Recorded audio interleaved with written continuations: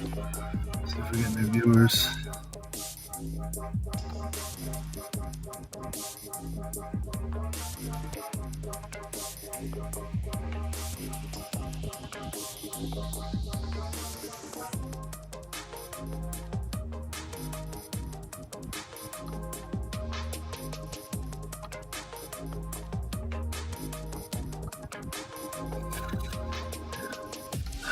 The quality's not that good on the video. We'll see what happens.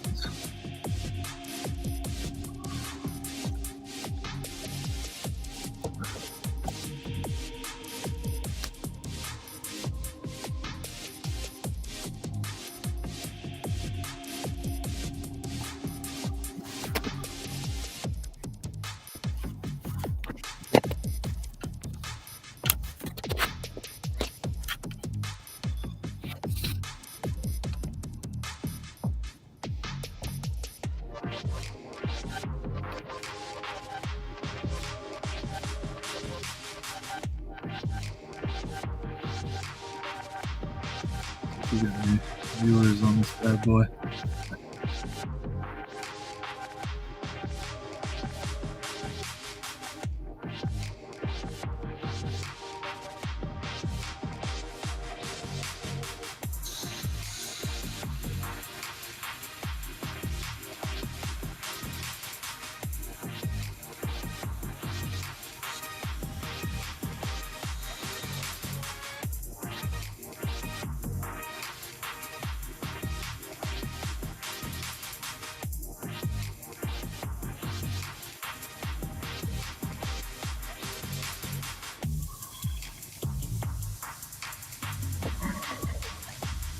What up, viewer? Showing here live from the car. Just kind of. I was trying to stream from my phone. My phone has like better video. I mean, the video quality is obviously pretty poor. So what I got going on now is I've got mobile data coming from my phone, and then I've got the laptop. Hopefully the lighting will be better once the sun comes up. But and if you're a new potential viewer, usually what I talk about is mental health related topics. Occasionally veer into politics and economics, sometimes social issues.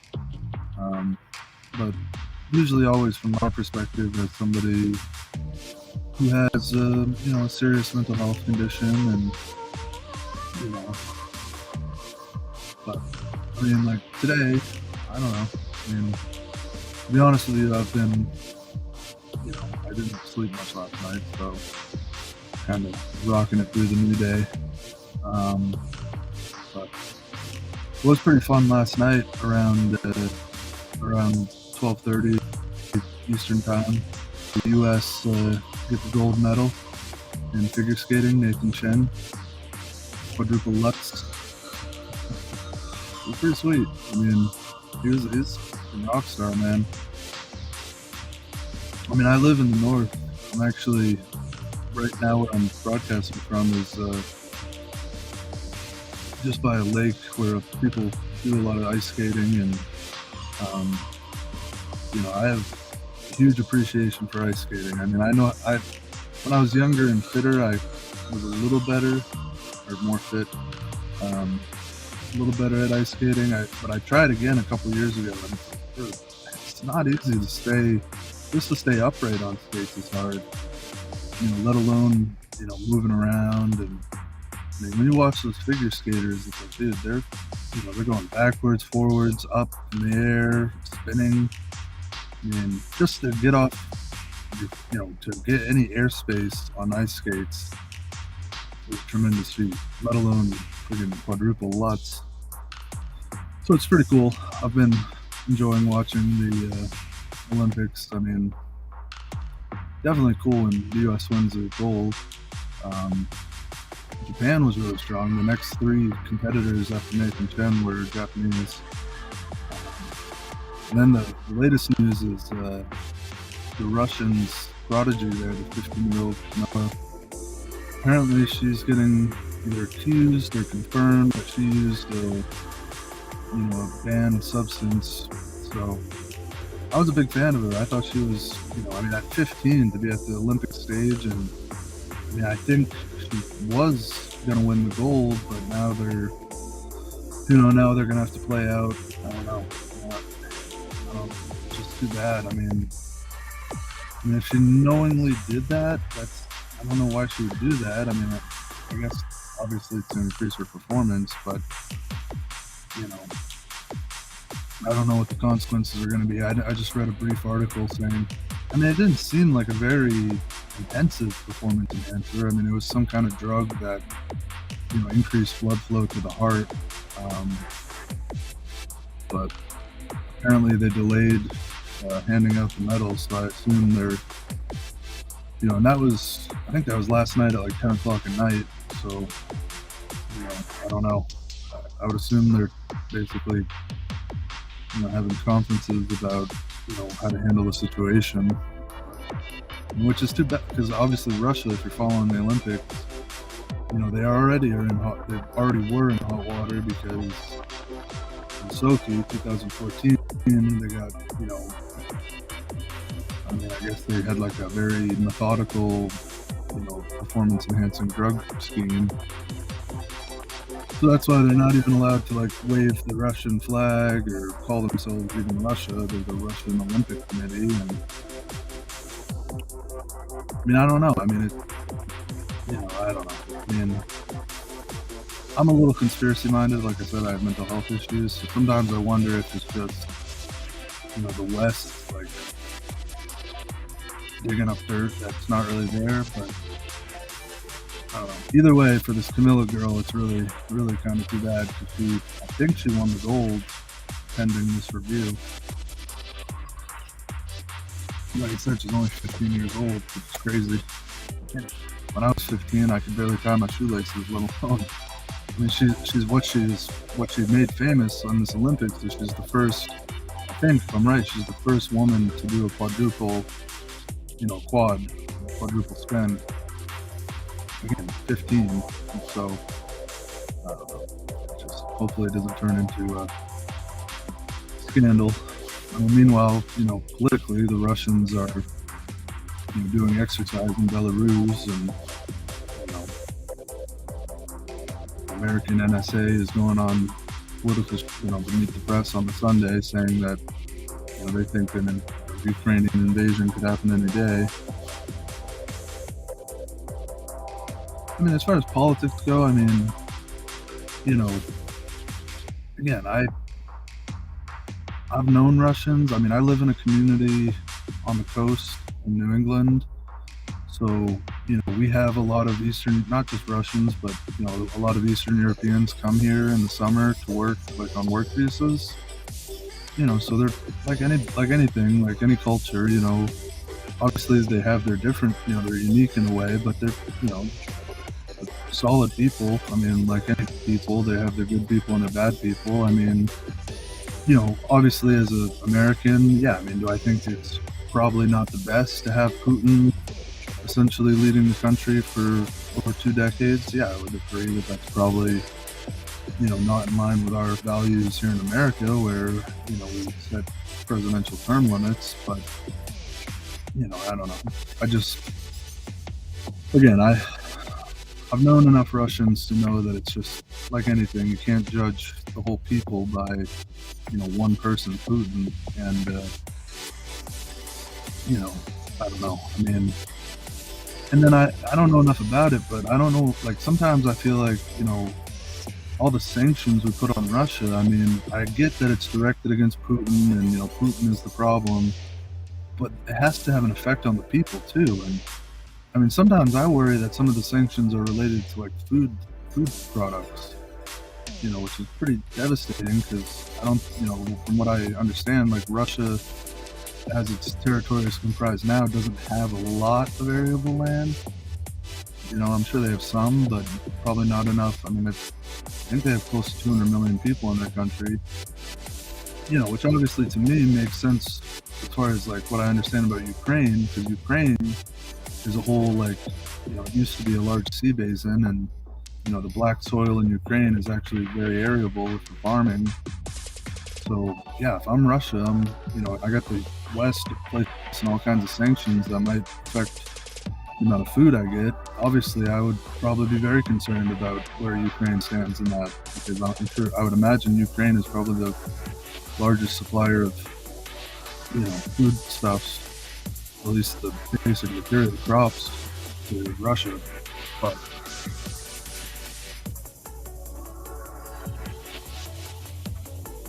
and I also, my opinion is that the previous administration's policies, as far as like trying to open up dialogue with Putin and President Xi and young the North Korean dictator there. I mean, in my opinion, that's a preferable approach. I mean, as opposed to like what we're doing now, as far as like boycotting the Olympics and just like stonewalling them and placing sanctions. I just don't. It's kind of like. I mean, I get that the media blasted the pre-administration for kind of buddying up with authoritarian regimes, and I mean, I understand it's a fine line to walk. You don't want to encourage human rights abuses or condone them even. But I just find it kind of immature to be like take the opposite approach of we're just going to boycott and sanction and treat them like they're not the powerful countries that they really are. I mean, especially China. I mean, China, as far as purchasing power parity, they have the largest economy. Even on nominal, currency, within the next couple of years, they're going to be the largest economy. Definitely the largest manufacturer. I mean, just to be like, we're just going to boycott your sporting event. I just don't think it's a very reasonable. I just don't think it's good foreign policy as far as like, it's just, I mean, and like I said, I'm not saying you have to condone whatever's going on in Ugar. I mean, obviously, yes, in the West, something like that would be appalling. I mean, it is appalling to us because we, value freedom of speech and freedom of ideas and freedom of the press. But again, China clearly does not hold those same values, and they like a much, their values are much more in line with, universalism and utilitarian, the idea that the country's stronger when people more or less, believe similar things. I mean, again, the bottom line is I think boycotting the Olympics was a foolish policy decision. And I mean, like I said, I'm just a mentally ill person in New England. My opinion doesn't really matter as far as that goes. But, I mean, and, for what it's worth, the opening ceremony was cringy. I mean, just having to, the way that they had like some British or Australian, kind of talking about the Ugar situation, and then they had like, Chinese American Yale professor basically towing the propaganda line of China's this world. It's just like, I don't know. I could barely watch it. I was like, this is like, I mean, the only reason I could watch it is it seems historically significant, especially depending on what happens in the future. But the NBC coverage, I mean, and then you had the Sunday Night Football guy there in the middle, kind of just like shocked for words. And I guess I didn't watch it all the way through to the torchlighting, but I guess the most shocking aspect of that was they actually had a Ugar athlete light the flame, which obviously is a huge statement to say, that what they're doing is not actually abusive in the way that the West is making it out. And it is, I mean, to be fair, even the West, like the way they describe it, I mean, yes, is it, they throw the epithet out there of genocide. And obviously in the West, when you say genocide, most people in the West immediately go like Nazis, Holocaust, like genocide. But then they like qualify it of they're not actually killing people, but they're, forcing them to, undergo education programs and forcing them to, you know, basically get down to the bottom of its cultural genocide. But again, that's a pretty huge distinction. I mean, we can't just throw around the word genocide if it's not what's really, in my opinion, it's not what's really happening. You can say they're re-educating and limiting, personal religious freedoms, because that's apparently what's happening. But just to throw in that word genocide, I mean, most people, if they don't take the time to read or understand the full thing, are going to immediately jump to, what we in the West consider genocide, which is more or less, what happened in World War II. So, I definitely think that, that's kind of a, but I don't know. I was watching a controversial guy, but another person in the news a lot right now is Joe Rogan, because of the COVID misinformation and, his use of the N-word, which again,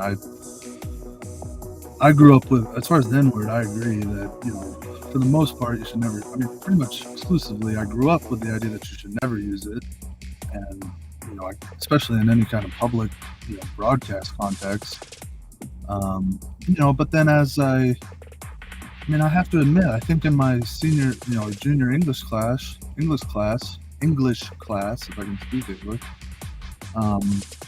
my teacher had us read, Huckleberry Finn. I'm pretty sure my junior English teacher stood up there at the front of the class and said the N-word, in full, again, that's what's frustrating is like, that was my experience. I'm pretty sure I remember my English teacher in my junior year, reading the passage from Huckleberry Finn where he says N-word gem, boldface, and then we kind of discuss the context.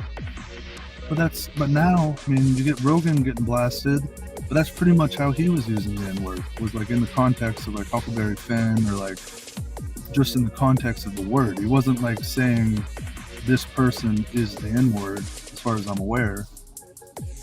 But then you have that soul singer being like, well, I just think, there's no context where you can say it. But then, like I said, so anyway, Rogan's been in the news, so I was like, I'll give him a listen. And YouTube recommended this guy. He talked with Jordan Peterson, who's a psychologist, who was also getting lambasted because, he has some opinions as far as, he was in the news because basically Canada was, trying to pass a law about, basically allowing, or I don't know if it was allowing or forcing, but basically saying that people, if they want to use certain pronouns, they have to be allowed to use those. And this Peterson guy, the psychologist, was basically saying, I'm not going to be forced to use language that I don't agree with, and he was linking it to the context of like, this is, he calls it a Marxist, like, ideological technique to kind of take control of the linguistic landscape. But again, that's what I'm talking about. If you look at, like, saying that there's no context at all that the N-word can be used, that's definitely taking control of the linguistic landscape to a small extent. Same thing with the genocide. To be able to throw epithets out there like genocide, sometimes out of context.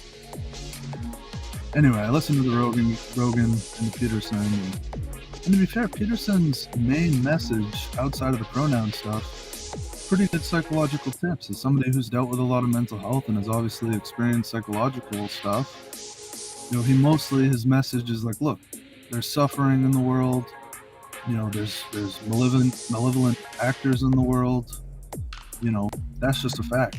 And, you can view yourself as a victim of suffering or, oppressed by a malevolent actor, but almost everybody at some level, life itself ends in death and sickness. It's just like, if you focus on the fact that there's suffering among forces, you're never going to really be able to break through and do something with yourself. If I tend to agree with it, now I'm not saying that, there are certainly levels, certain people certainly experience more suffering than others, or less, and certain people are certainly affected by malevolent actors more or less. But it's also what my dad's always taught me, especially since I've been dealing with mental health, is like, no matter what you do, try not to go into a victim mode of, I have problems because I'm a victim. But again, it's in the context of, obviously there are victims. I mean, we have a whole criminal and civil justice system that recognizes that there are people who are victimized by, malevolent forces or people that cause suffering. So it's, you can't, it's like anything. You don't want to go to extremes and be like, well, nobody can be a victim at all at any cost. I mean, because there are true victims. I mean, there are, people who get abused, falsely imprisoned, raped, stolen from. I mean, there's a reality that some people are truly victims in certain contexts. But anyway, Peterson's message was, basically, like, he's just basically kind of the old bootstrap idea, mixed with kind of this whole, new age idea of like visualize, and he said like author your future, and and it's all good basic psychological advice, but he just got, but he's very vocal about, like, he feels that there is a, what he calls neo-Marxist element to Western society, and especially in certain fields like the humanities and certain social sciences, that there is a sort of ideological overlay of what they're trying to accomplish, which again, I don't know if that's where I mean, because again, like, true Marxism, as far as, again, I read the Communist Manifesto, and the reality is a lot of that stuff was good, and we incorporated it into society. At least the primary good of, yes, everybody should be entitled to a public education. I mean, as much as people blast Marx and communism, I mean, it's the only thing I really remember from the Communist Manifesto, but I think it's like the first thing is that, like, in order to properly functioning society, every single person in that society should be entitled to a decent public education. And again, I shouldn't say nobody complains about that, because there are people on the right who probably would like to go back to some servile method where, you could only, I don't know, where certain people don't get education. But generally speaking, most people agree that that's a good thing. So in some sense, most people are in agreement with certain components of communism, at least as it relates to public education.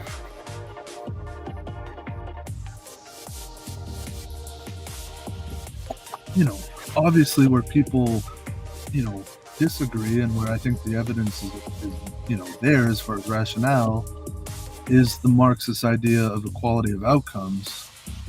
Obviously the quote that is always pulled from Marx, and I don't even know where this quote comes from, if it's from Das Kapital. I don't remember seeing it in the manifesto, but the whole quote of, like, take from, those what they can and give to those who need. Again, I don't even know if that's really Marx who said it, but it's obviously attributed to him.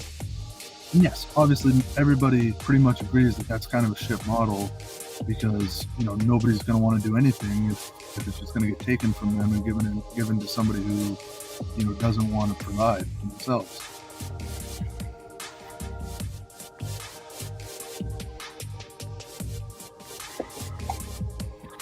And to the extent that equality of outcome, yeah, I mean, I think, and Peterson lays it out in terms of, true equality of outcome, just as a concept, is not obtainable because outcomes are so multidimensional.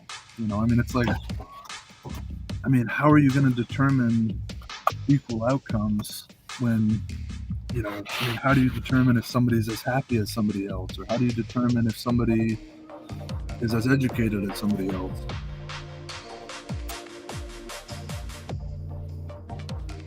We're allowed to smoke cigarettes on this thing. But anyway, my opinion is that I think the concept of equality of outcome, particularly that quote that I misquoted there, the whole idea of take from the rich and give to the poor, I think that's wildly out of context. As far as, like, it's like anything. If you take one little bit of because I think Das Kapital is like a freaking 1,000-page treatise on, economic ideal. So if you take one little sentence out of there without any and again, it's never put in any context. It's always just like, this is what Marx thought. And again, I know from what I understand, again, I haven't read Das Kapital, but Marx was, heavily involved in Hegelian, philosophy clubs. So, he would, my understanding of Marx's whole kind of theory is that, there needs to be a counterbalance to capitalism, like a dialectical counterbalance. And I would say, yes, his theory is that, capital, sort of private interest and public interest will continue to balance out, and eventually, you'd reach more of a common interest. But again, I don't even know, because I didn't read it that well, or I haven't read Das Kapital at all.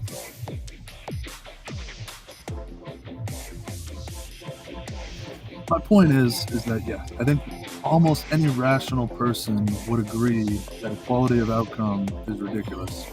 And as it relates back to Jordan Peterson, I think it's a huge stretch to say, some of these humanitarian studies, like, social studies of trying to come up with more equitable outcomes, to go from, recognizing that there's inequality and trying to suggest ways to improve the inequality situation, to then jump to the idea that, oh, these people are obsessed with equality of outcome. I don't think he has any real examples of that being true. And I think it's a total fallacy in terms of logic, as far as,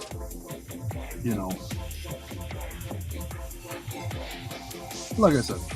So in that sense, I understand why people hate Peterson, because I think he's just, his arguments as it relates to his sort of boogeyman argument about neo-Marxism taking over, it reeks of like the Red Scare of, anybody who thinks differently than ultra-capitalism is somehow a secret neo-Marxist wanting equality of outcome.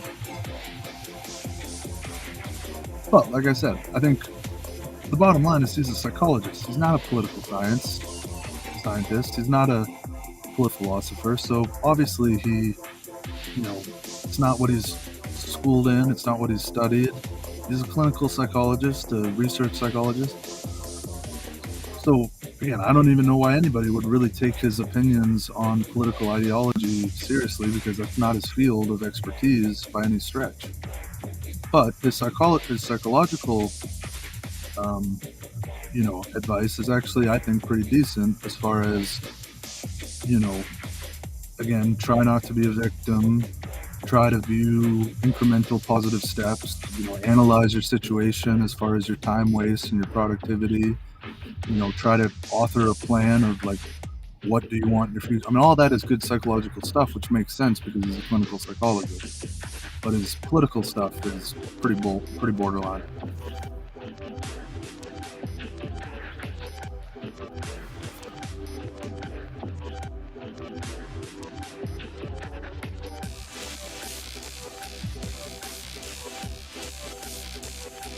And again, I'm not denying. I've looked at courses as far as like English. Most people, at least in English, higher level literary analysis, there's a whole field of neo-Marxism and feminism. These are literal things, but again, I feel like, if you were to truly study neo-Marxism, you would never make the argument for equality of outcome, in my opinion. I think people who truly study neo-Marxism would be more studying, the Hegelian dialectic and, again, the idea that there should be, a certain commons of things that we're all entitled to, which is more what neo-Marxism, in my opinion, points to, is that, the privatization of things like healthcare and education and prisons, this is not really good for society, and, these things that affect us all are better held in the public interest as opposed to in private hands.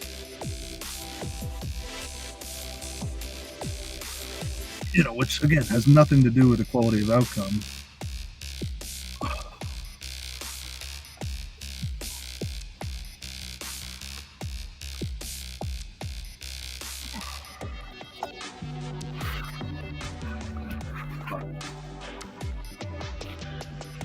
Because again, I mean, yes, if you look at the USSR, if you look at Maoist China, but again, I don't really consider those true I don't think Marx would look fondly on Stalin's USSR or Mao's China. Those were just pretty much authoritarian dictatorships, using ideological propaganda to justify their power grabs.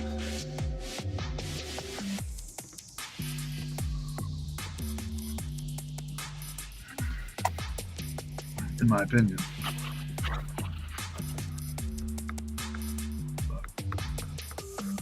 Because I also agree. I mean, as somebody who studied business and economics, I mean, I agree with the general position that, society would be better off if, if the public interest was more involved in almost every sector.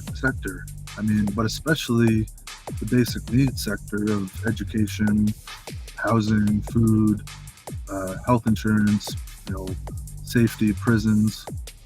I mean, I don't know. I mean, I think my opinion is that I think it's,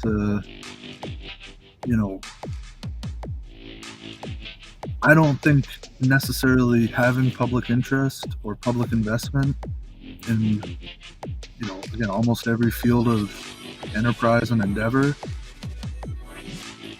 I think you can have public-private partnerships that still allow for capital allocation, still allow for competition.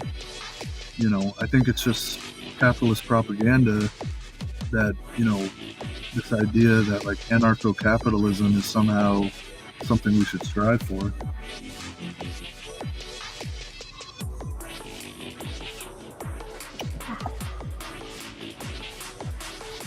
Like I said, I'm just a mentally ill person and it doesn't really matter what I think.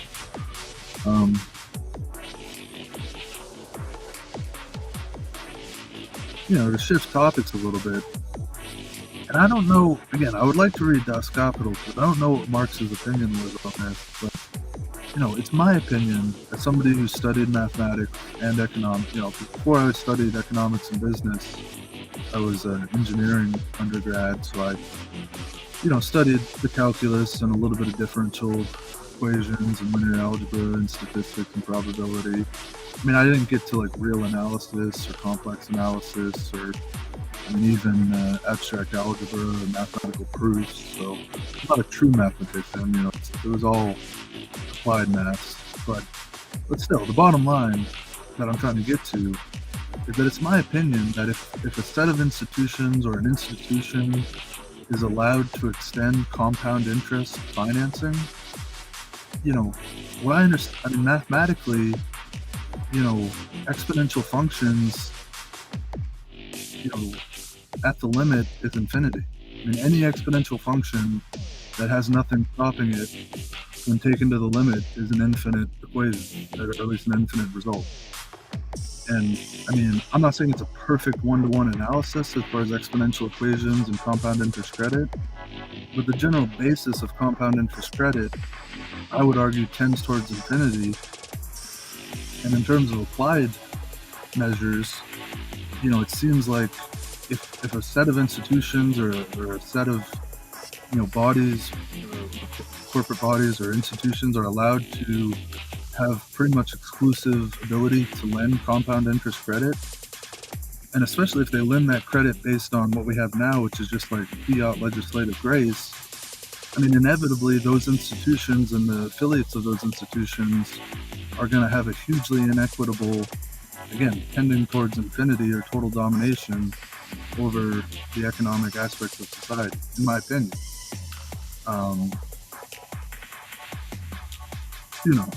I mean,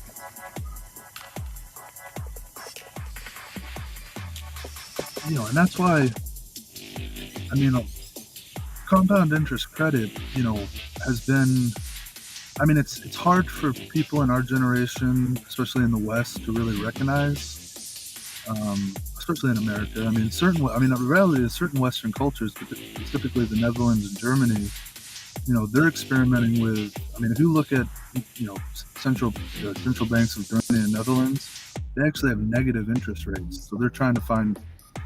I don't know that much about it, but clearly they're trying to get out of the compound interest credit. But especially in America, because the Federal Reserve has now been, such an institution for over 100 years, and there's literally basically, there's nobody alive who really knows any other way. We're very sensitized to that feature of finance, compound interest credit. But if you look through history, it's a very divisive issue. I mean, you know, I mean, I want to tread carefully here because I don't want to say anything anti-Semitic. But, to some extent, some of the persecution of Jewish people, in my opinion and my perspective on history, is directly related to, their willingness and desire to extend compound interest credit. I mean, to this day, most Middle Eastern countries, it's outlawed. China and the Asiatic countries, they did not, based on my understanding, which is limited, did not really have that as a feature of their economy until they encountered the British imperialists. And even in the West, at various times through the Catholic empires, the Roman, Empire, the Roman Holy Empire and Roman society, at various times it was attempted to be outlawed. So I think people who don't study the history of banking, they don't realize that it's historically a much more controversial issue than it is now in modern day, contemporary America. Because again, in America, there's nobody alive who really even knows that there's any other different system. I mean, even within American history, it was a controversial issue in terms of, before 1914, the central bank proposal, it was a highly debated issue, with basically Jefferson and his side coming down against it, and Hamilton and Madison on the other side coming down for it. And, I mean, again, there are quotes attributed to Lincoln and, where Lincoln even suggested that, after slavery, the second biggest issue that was causing problems in the Union was the division over how to handle currency and banking. I mean, obviously slavery was the first,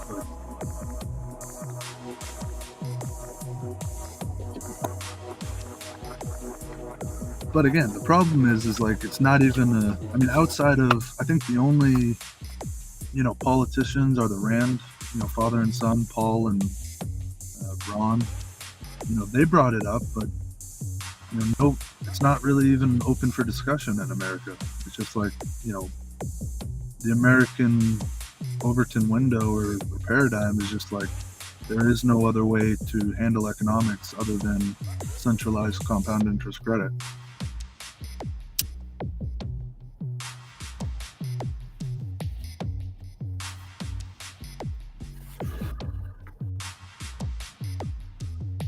I mean, again,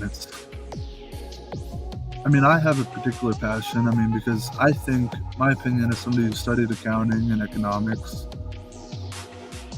is that the alternative form of finance, as far as accounting goes, or at least American accounting, is equity finance.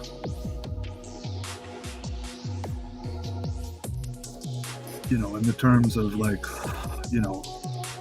the truth is an equity instrument and a bond instrument have very similar features as far as, they're both capital allocations that, take on a certain amount of risk in exchange for a certain amount of return. But the bond, the bond arrangement, typically, simplified terms, you take on less risk in exchange for less return. But, the legal construction of a bond is that most often they're collateralized in the sense that you have some ability to claim, ownership of the assets if payments aren't made.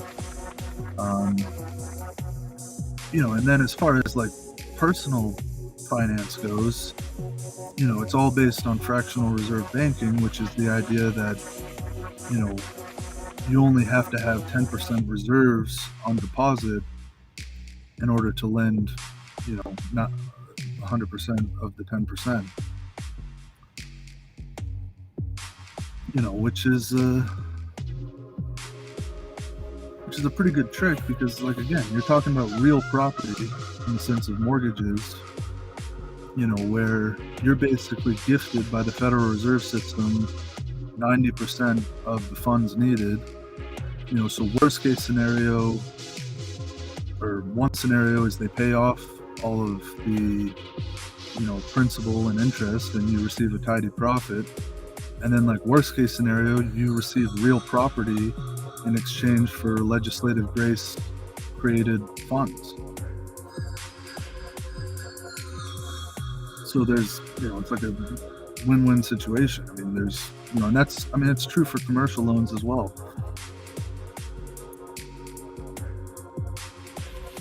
So my theory is that, these investments in real estate and, businesses would be better in the form of equity, as far as like a negotiable contract where, because with an equity investment, for one thing, there's no rigid payment scheme. The investor receives dividend if and when the investment becomes profitable, and it's very much scalable. Like, for example, if you started a restaurant and it's all equity, you can work with your investor if there's some seasonal fluctuation or if you hire a bad chef, and it's much more difficult for the investor to just say, well, you haven't made your payment, so I'm going to take all the equipment you bought with the money I invested and, own that property now.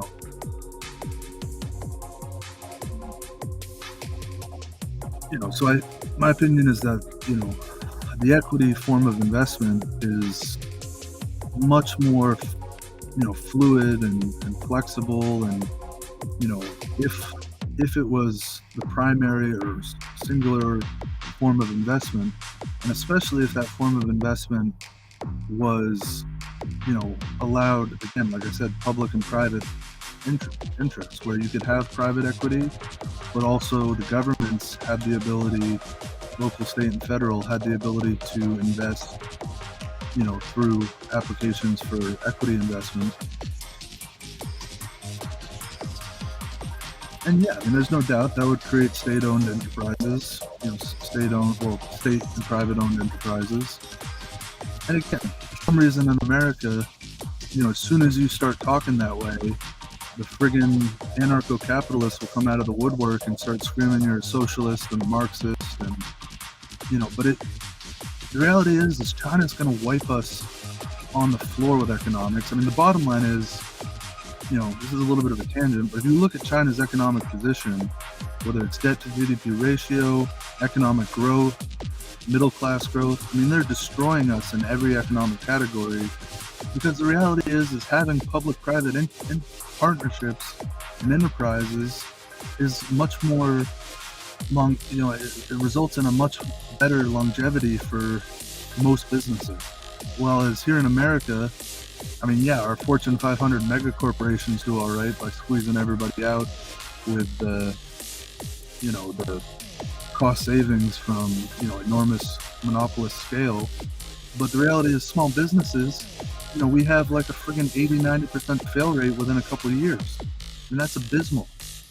We can't call ourselves a functioning economy when small business entrepreneurs, have a 1 in 5 or 1 in 10 chance of being successful longer than a year or two. And like I said, my opinion is that it's almost by design, because the banks that the small business banks that lend these commercial loans, again, they're getting real property when these businesses fail. They're lending out fiat currency, and when the businesses fail, they're pulling in real equipment, real tangible assets. So, like, they almost have an incentive for the business to fail because, yeah, if the business succeeds, they get some fiat currency profit, which is good on bookkeeping paper. But if the business fails, they get real tangible assets, from the business.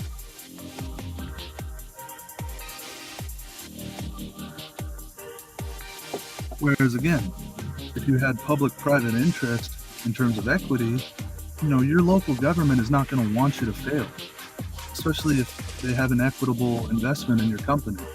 They're going to be willing to work with you and, try to set you up for long-term success. And we could get that small business success rate way up compared to where it's at. And like I said, that's why China, I think, is going to wipe them out. Because, my opinion, and I haven't done enough research, but everybody thinks like the Chinese Communist Party, like the mega Beijing government, is the one who owns all these state-owned enterprises. But I think you'd be surprised. I think the majority of the state-owned, so-called state-owned, and again, almost all of those at this point, especially, are state and private owned. But a lot of those are small, in my opinion, are small businesses like local restaurants, local construction outfits, local landscaping. They're not all Beijing super Alibaba corporations. Anybody who thinks that, I just think they're wrong. But again, that's the propaganda that America wants you to think, because they don't want it to get out that, allowing your local and state government to invest in your enterprises could actually be beneficial to the overall economy and create more robust small businesses, and in the long run lead to a more equitable society.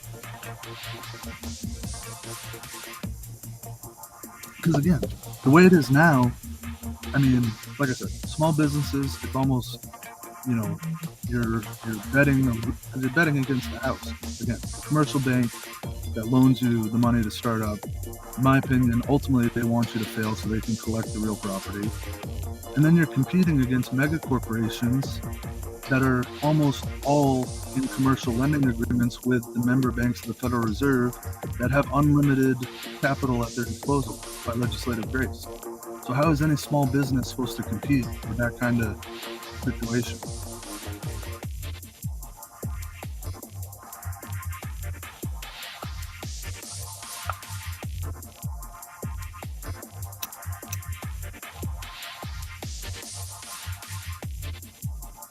But like I said, at the end of the day, I'm going to get real for a second with my one viewer, and I've said this a lot of times to myself in the car. The scary part is like, these member banks of the Federal Reserve and, the Bank of England, it's taken them, really you can trace them back to Medici's in northern Italy and Venice, and then, like I said, it started around the 15th century with the Medici bankers in Venice, and then shifted up to England with the Bank of England and the imperialists. And then, like I said, around the 20th century, especially after the Second World War, they shifted their locus of power to the Federal Reserve. But they have a bloody friggin' history. They did not get themselves into this position of basically unilateral credit compound interest, just by, blowing daisies up people's ass.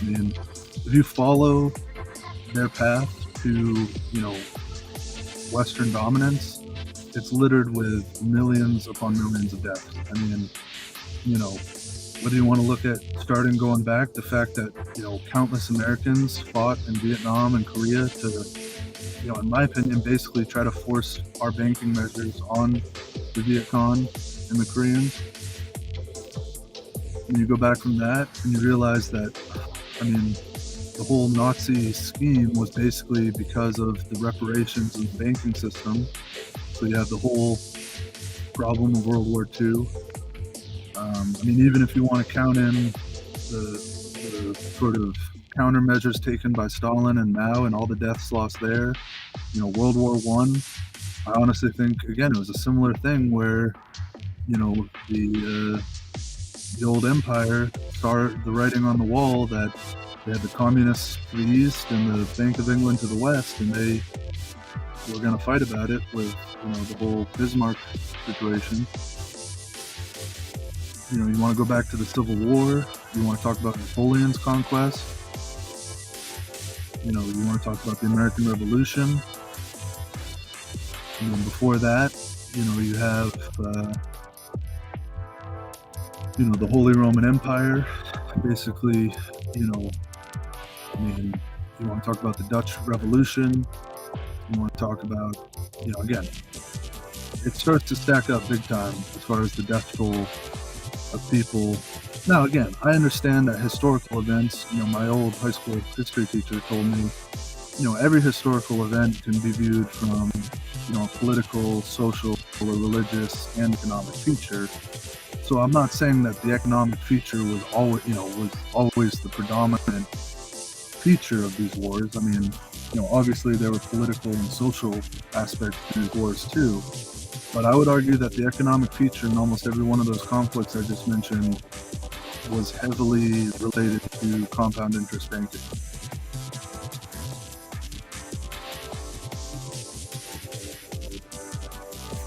I mean, even up to modern day, when you look at the whole situation in the Middle East, I mean, I don't think, again, I'm not denying that there are political, social reasons for those conflicts, but I would argue the biggest economic reason is that the Middle East is still stoutly resisting compound interest banking.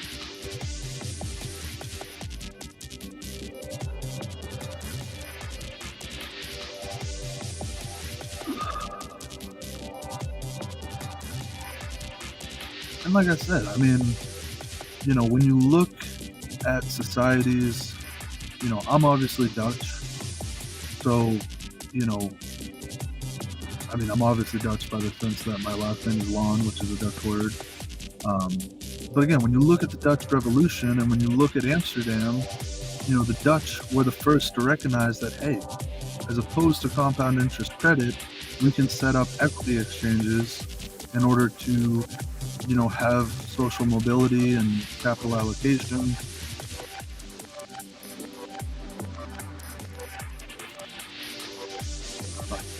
I don't know, that's just what I'm passionate about. But,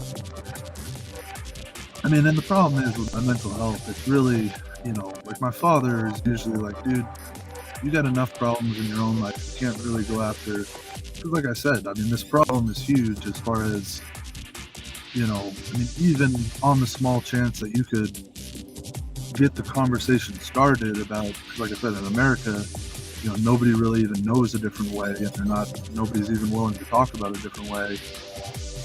Again, even on the small chance that I could get a conversation going in the larger populace, I think the bottom line is those that benefit from the compound interest credit, they'd have no problem raising armies to defend their position. So then where am I at? Am I going to really hurtle down a path that's just going to cause more bloodshed? I don't, not to mention personal risk to myself. But then that's where my mental illness, has a weird curveball where, my father's name is Wodan, which is the Dutch translation of Odin or Woden, so I have this weird, like, spiritual feeling that I'm, like, almost obligated to, fight this battle. And, the whole thing of being a son of Wodan is that, I feel like spiritually, I can elevate myself above, just acceptance and defeat and, average life. And, like, maybe I'm not explaining this well, but like what I try to tell my dad is like, yeah, I get that, like, if I just want to live a happy, peaceful life, I could just get like an accounting or a bookkeeping job and, just go about my life. But again, I'm convinced that, like, one day when I die, I'm going to be heralded into Asgard, which might sound ridiculous to somebody who hasn't had my experiences. But one day I'm going to have to meet the other sons of Odin. I'm going to have to meet the Asgardians and the Venerians. And if I just give up and say I'm just going to be a bookkeeper, what are they going to say to me? They're going to be like, look, we made clear to you what your obligation while you were on Earth, or in the vernacular Midgard, was. At this point, I can't just say, well, again, because my opinion is I'm going to exist as an Asgardian for much longer than I'm going to exist as a Midgardian. And I don't want to be shunned from that society because I gave up on what they've made clear is my obligation, as far as, trying to do everything I can to, change the paradigm around compound interest credit. So it's a shitty situation, because obviously, I was saying in an earlier stream, I don't deny that in contemporary context I have a mental illness. Again, a textbook delusion. And when I start telling my mental health people that, oh, well, I think I'm an Asgardian, or, a son of Odin, which basically translates to I think I'm a god, obviously they're going to look at me and be like, dude, that's a serious, grandiose delusion that qualifies you for serious mental illness status. And I get that. I don't deny that. It's just my opinion that that's just the contemporary context that I have to live in. So I can't change the fact that I have the mental illness diagnosis and have to deal with all that comes with that, as far as treatment and restrictions and everything else. But it's also my opinion that, look, before psychiatry really took off in the, mid 19th, early 20th century, and again, I'm not saying there's better times or worse times, but certainly pre-Christian times, it might have, I guess what I'm trying to say is that, if you look at the prophets of the Bible, if you look at Muhammad or Jesus, if you look at, heathen heroes like Odin and Freya, and, all these types of characters or figures of legendary lore, every single one of them, if they had to live in contemporary America, would be pretty quickly told they had a mental illness and treated psychiatrically. No doubt. Even figures like Gandhi, like I was saying this earlier. If Gandhi lived in contemporary America and was just like another person here, and all of a sudden started proclaiming that he was going to starve himself until, peace was resolved, or, something happened in his community, I guarantee you the cops would come and be like, you're not going to starve yourself. We're going to check you into a psychiatric hospital. So it's again, I don't deny I have a mental illness, but a lot of it is the historical context of where I live and the period that I live in.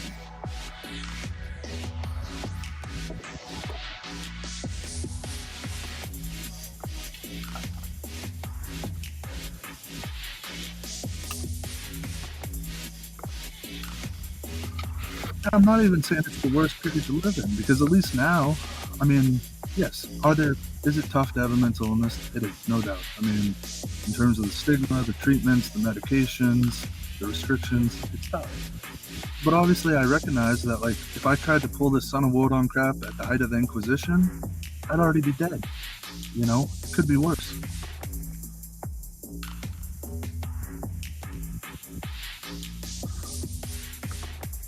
At least now it's as long as I accept I have a mental illness and, do the stuff related to that, I'm more or less free to go about my beliefs as they are. My psychologist might be like, well, I don't know if that's super healthy, but they're not going to, debowel me or, burn me at the stake. But obviously with the heathen tradition, sometimes I feel like that might even be better, because then at least I could go out in a blaze of glory and, come to the Asgard's book. I tried, but they took me down and, go to Valhalla. Now it's more like a psychological torture where I just kind of have to take the slow drip of the mental illness shit. But, my bottom line is, Yes, the son of Wodan thing, I mean, that's a fact. My father's name is Wodan. My grandfather was from the Netherlands. I don't know. I don't know if that's, I mean, it is my spirituality as far as, I wasn't raised Christian. I was never baptized. I don't have any other spiritual context other than the son of Wodan thing. So that's kind of what I'm about. But as far as this whole idea that I feel like spiritually obligated to, try and, make some impact on a more equitable form of finance as opposed to credit, compound interest credit, I recognize that, the best, I mean, my opinion is the best way to do that. I mean, I have the undergraduate degree with enough economic credits. Obviously, I think the academic route is the most reasonable and peaceful route as far as, try to study at a graduate level and, get into conversations with people who are economically aware and, try to build some influence that way.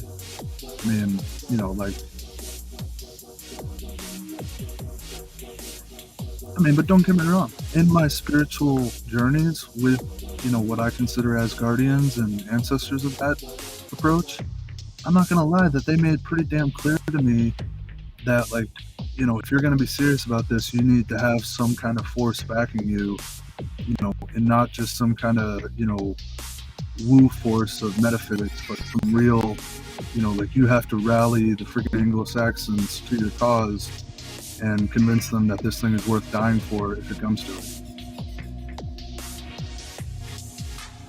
Which obviously causes a serious amount of problems for me, but that's where it's tough because, again, I don't think as far as the spiritual obligation in the Asgardians, I don't think they necessarily, I think they'd be obviously equally or more impressed if I was able to make a serious impact through peaceful, academic, diplomatic ways. But again, they made it pretty damn clear to me that, if it comes to it and, all else fails, pull the Banner of Odin card and, give people a ticket to Valhalla if they're willing to make the difference.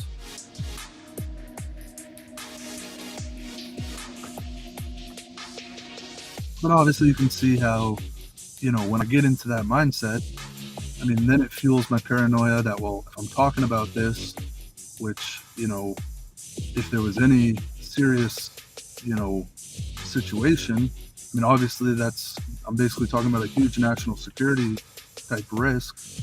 If there were any people that were aware of like my existence and my, son of Wodan position or whatever. So then that fuels the whole government surveillance paranoia, where I'm constantly convinced that there are, government surveillance and, other people who would prefer to remain in the compound interest credit scheme. I don't know. I don't know what I'm trying to get at, but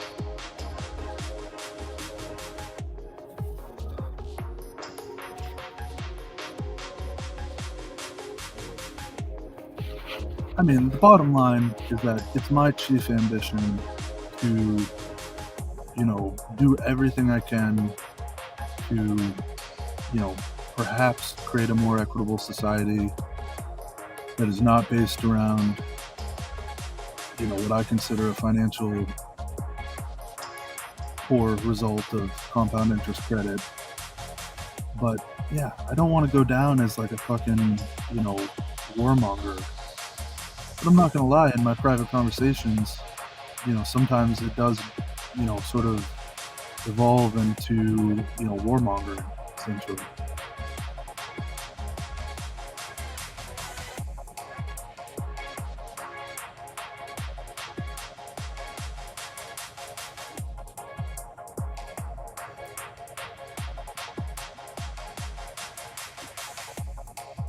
I mean, because the bottom line is like politically, I'm very for, American, like the Constitution, and generally, I'm entirely for a democratic republic as far as a form of government. I mean, as far as I'm aware, as far as the legal situation, there's nothing that, demands a democratic republic have compound interest credit in centralized form. I mean, you know, they're not inseparable ideas where you can't have a democratic republic without compound interest centralized credit.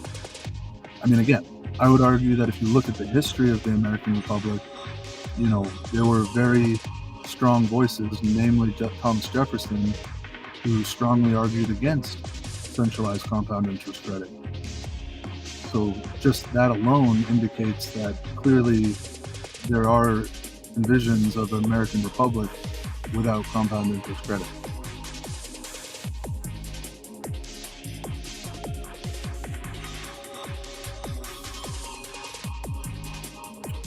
I don't know. I'm going to cool this topic off. Obviously, I'm pretty fired up right now.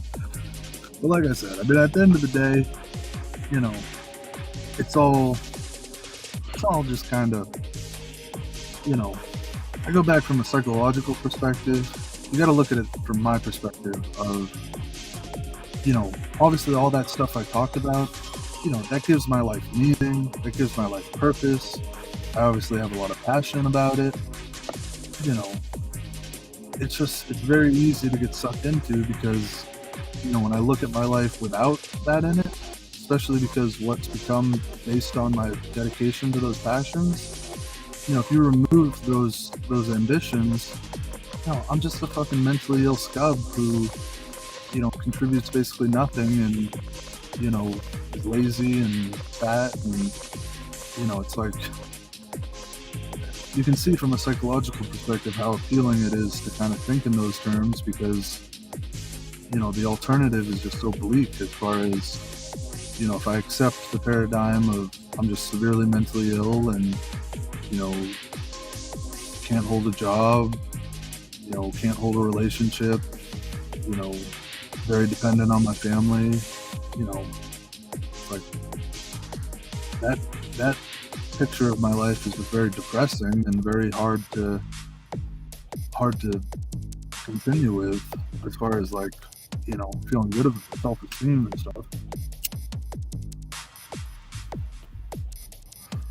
Whereas, yeah, I mean, obviously the alternative that I'm some Asgardian on Earth who's trying to, topple the evil banksters. I mean, that's like a friggin' fantasy story, It's like one psychiatrist told me, he's like, that's your magical kingdom. That's, obviously when you look at the bleak hardships and realities of the world, it's easy to be like, screw that, I'm going to the magical kingdom where I'm a fucking god who's destined to change the world.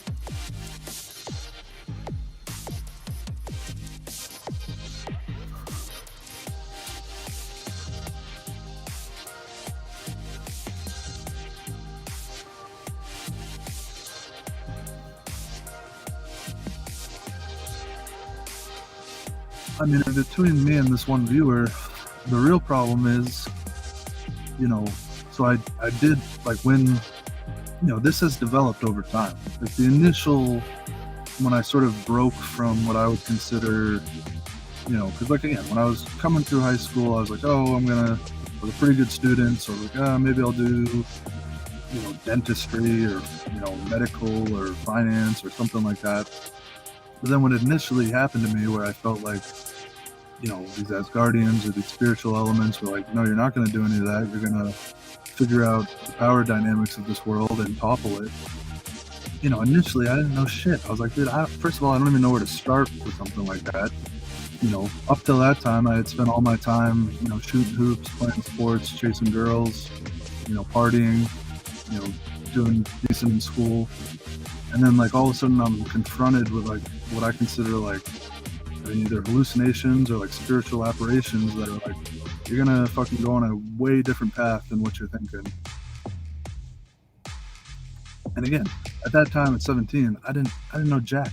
I mean, I had a general sense that maybe it had something to do with my dad's name, and I would have to learn about, and particularly, they seem to indicate you want to learn a lot about Judaism as much as you can, and economics, and, something to do with your dad's name. But again, I didn't know jack. I didn't know where to start. So then I kind of tried to figure out,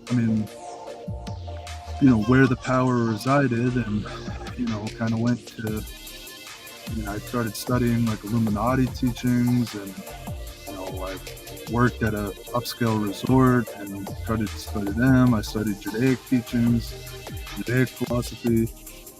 I started dating a super powerful Roman Catholic girl, or at least a girl from a super powerful Roman Catholic family, at least as far as her grandfather was concerned.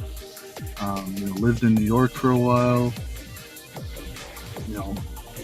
That kind of fizzled out after, especially the Illuminati and the Roman Catholic thing didn't really work out. But,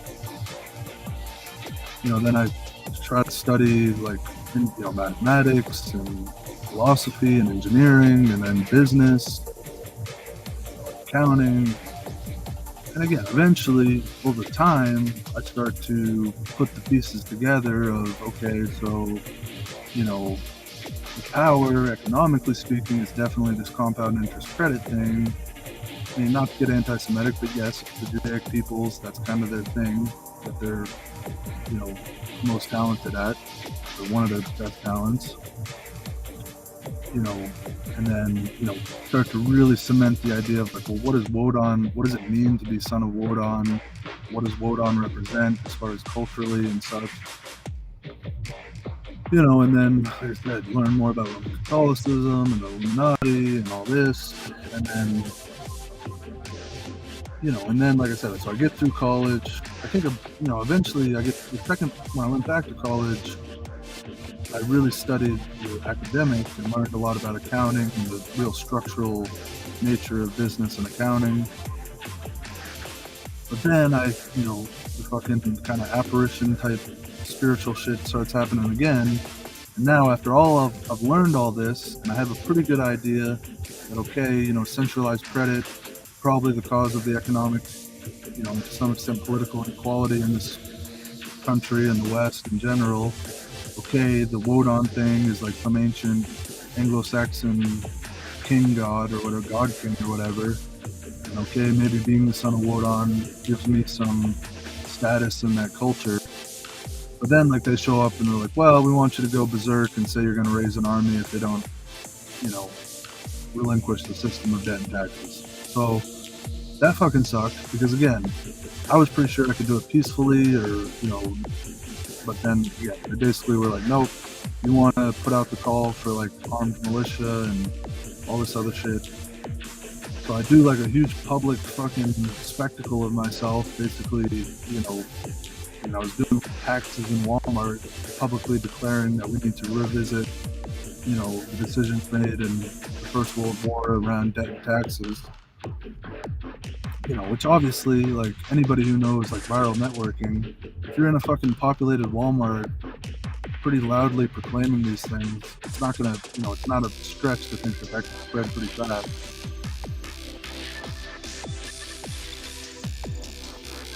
So, but then, like, what I'm trying to get to is then, a year or so later, when the COVID fucking shit starts to happen, then I'm starting to get feedback from, like, this kind of, so first I'm sending all this shit outward of like, okay, let's get organized and let's have serious conversations about debt and tax. Then COVID hits and it starts reflecting back towards me, where they're like, look, we'll worry about debt and tax at like a later point. Right now we've got a bigger problem that they're fucking, screwing with the election, and we got to do something about that. So then, end of 2020, I end up in another sort of spiritual apparition fueled, decision to just like drop everything that I'm doing, my housing, my job, and, travel down to the Capitol. And again, basically make a public spectacle out of myself, saying, I don't know what the frig I said, but, basically indicating that, I wanted people who had heard my earlier call to kind of get involved in this issue too, and all that culminates with January 6th. And it's like, I don't know what I'm trying to say, but the bottom line is like,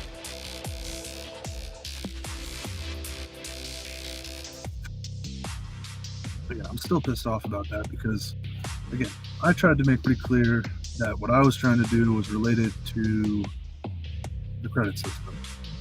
And again, I got feedback that the people who wanted something to happen, while I think they're still interested in the credit system, they were more perturbed with the whole fact that the whole economy got shut down and the election was kind of bogus as far as the proceedings. So basically, I had to spend a huge portion of, my whatever kind of weird capital of socio-political capital I had built up on some, spectacle protesting the COVID thing. Which again, in my opinion, because before that, I think I had some pretty strong backers, in my opinion, from some pretty high positions as far as within the Roman Catholic situation and within, Dutch and, European, Western European sort of nobility. But the whole crap show that was January 6th, set me back quite a bit. Where, I don't think the more influential backers that I might have had were very impressed with that spectacle. And again, the worst part about it is like now, I kind of feel like if the situation is right, I can summon, pretty strong force that is willing to do, fairly risky type of stuff. So it's almost like it is a bad thing. The whole thing was a bad thing. But the worst part is like before that event and being part of it, I could sort of be like, well, I could sort of devolve into the mental illness argument that, it's just my imagination, there's not really.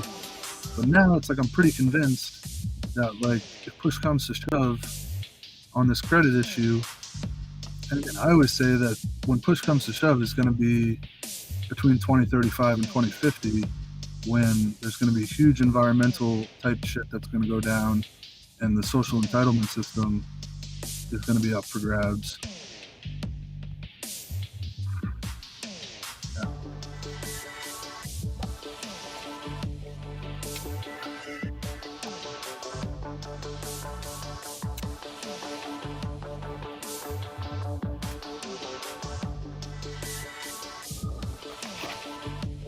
I mean, to be fair, as it relates to the January 6th thing, I just wanted to have the Supreme Court, weigh in on what was going on, just to set some sort of precedent. Because again, I feel still to this day that it's a problem if a foreign country and some international body like the World Health Organization can essentially shut down our entire economic system and disrupt our entire political system. I mean, to me, as much as, the media will say, well, the biggest national security risk is right-wing extremism, to me, that's a national security risk.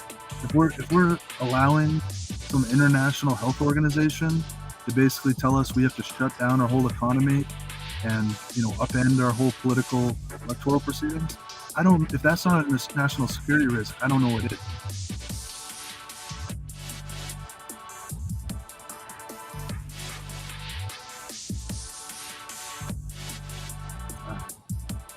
Fired up now. Fired up.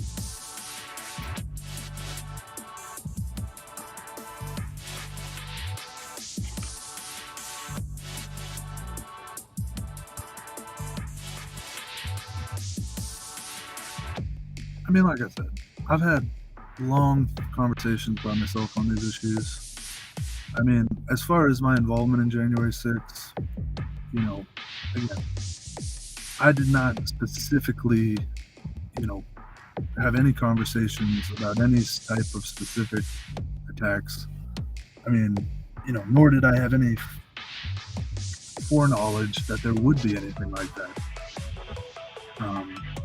Especially not to the extent that what happened. I mean, was I fired up as far as did I maybe bring a certain, energy to the situation? And, if the premise that, my mythological identity as the son of Wodan, just by being there and being fired up, could have that affected things? Possibly. But again, that's out of my control to a large extent. As far as, first off, I don't have any concrete evidence that anybody outside of my immediate circle has any idea of my existence. And,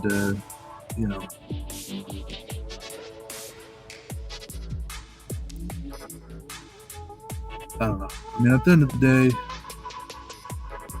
like I said, I mean, the reality was,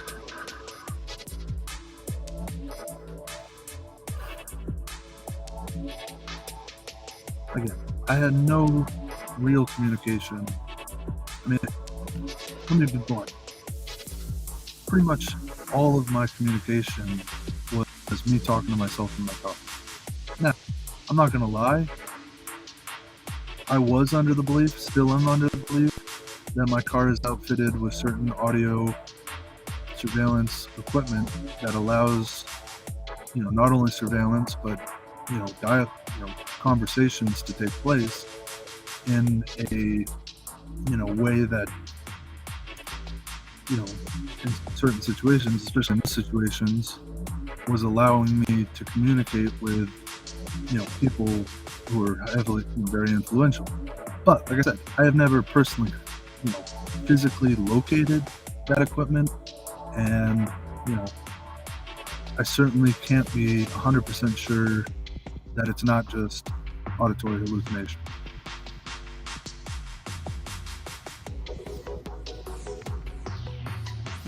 But when it suits me, obviously I just go with it and, engage with the auditory sounds that I hear, and, it is what it is.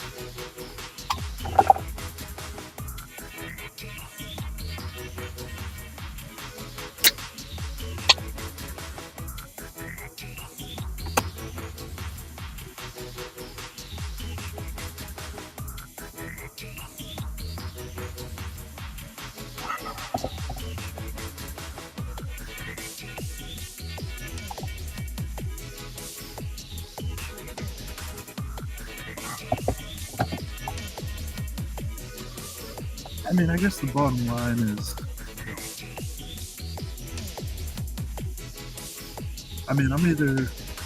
it's kind of, I'm not saying it's entirely mutually exclusive, but as far as the binary, type of thinking, either I'm seriously mentally ill and, nobody outside of my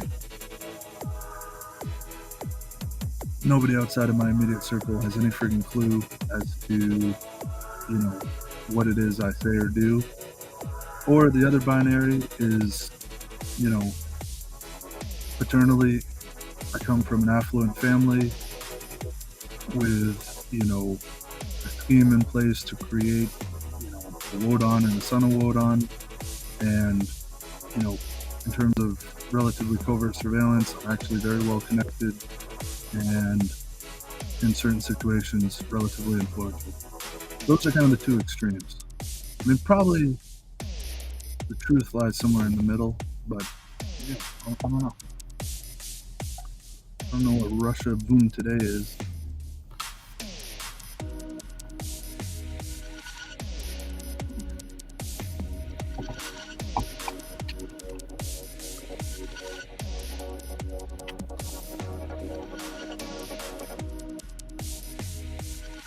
I mean, one thing I would say is that probably, if we go with the other extreme, that, I come from a pretty affluent Dutch family, and even my grandmother came from a pretty affluent Anglican family, and there was some kind of scheme to create Wodan and all that. Probably not too bright to be broadcasting all that on a live stream.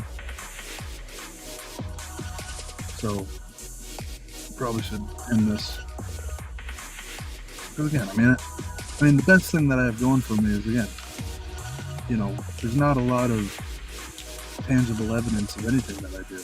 I mean, these type of conversations that I just had on this live stream, yeah, and this is what I do in my car sometimes. without the live stream.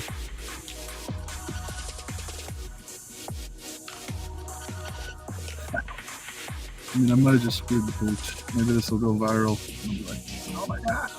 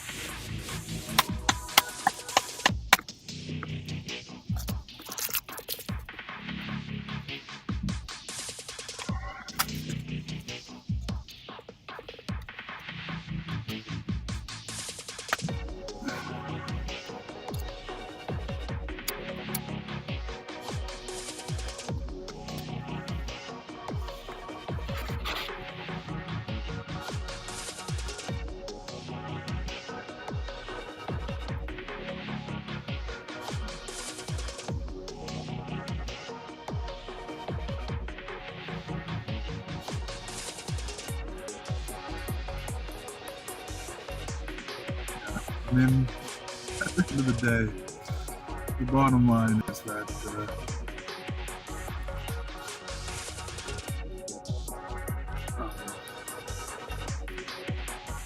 the bottom line is that, yes, I think I'm going to continue trying to affect Western compound interest credit, particularly in my country, the Federal Reserve. But obviously, again, it's my deepest preference to try to do that through academic discourse and the democratic process, and because the reality is, simple legislative action, could handle the situation. I mean, like I said, there's nothing in the Constitution. I mean, the hardest part would be the income tax amendment, but as far as compound interest credit, there's nothing binding constitutionally to that system.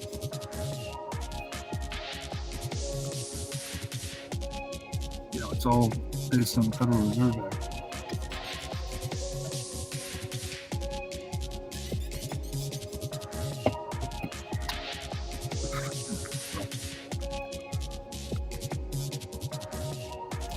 But the fact of the matter is, I don't think, expressing these views on like Twitch and YouTube is really gonna move the needle. Especially to one viewer.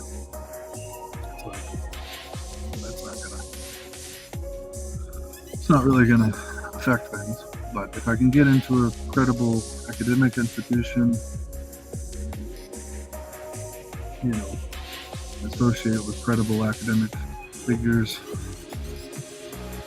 that is more what I'm trying to do with my life.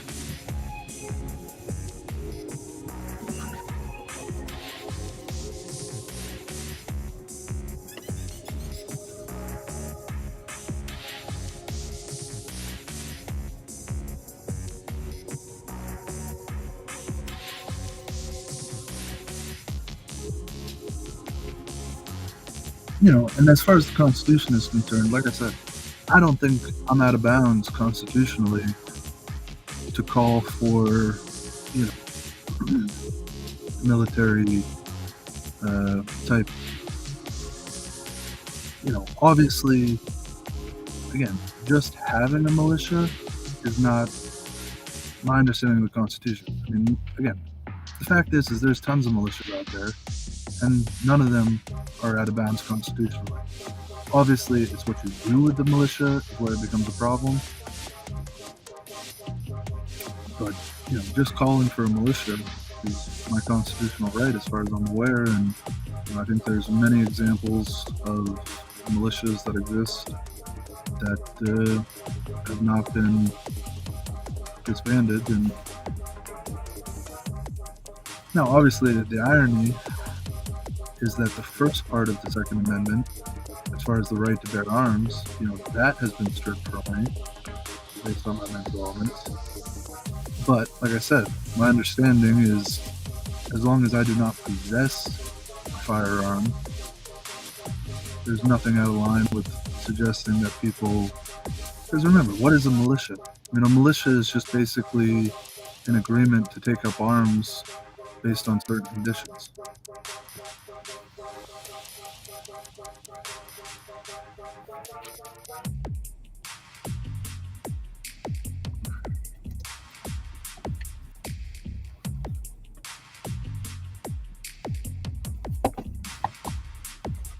But like I said, I don't want to talk about that too much more because it's just not probably smart to talk about on a quick stream.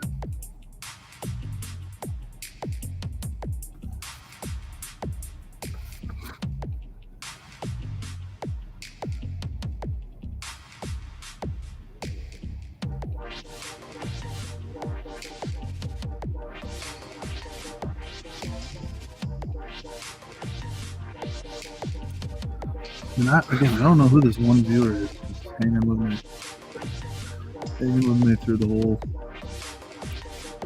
diatribe.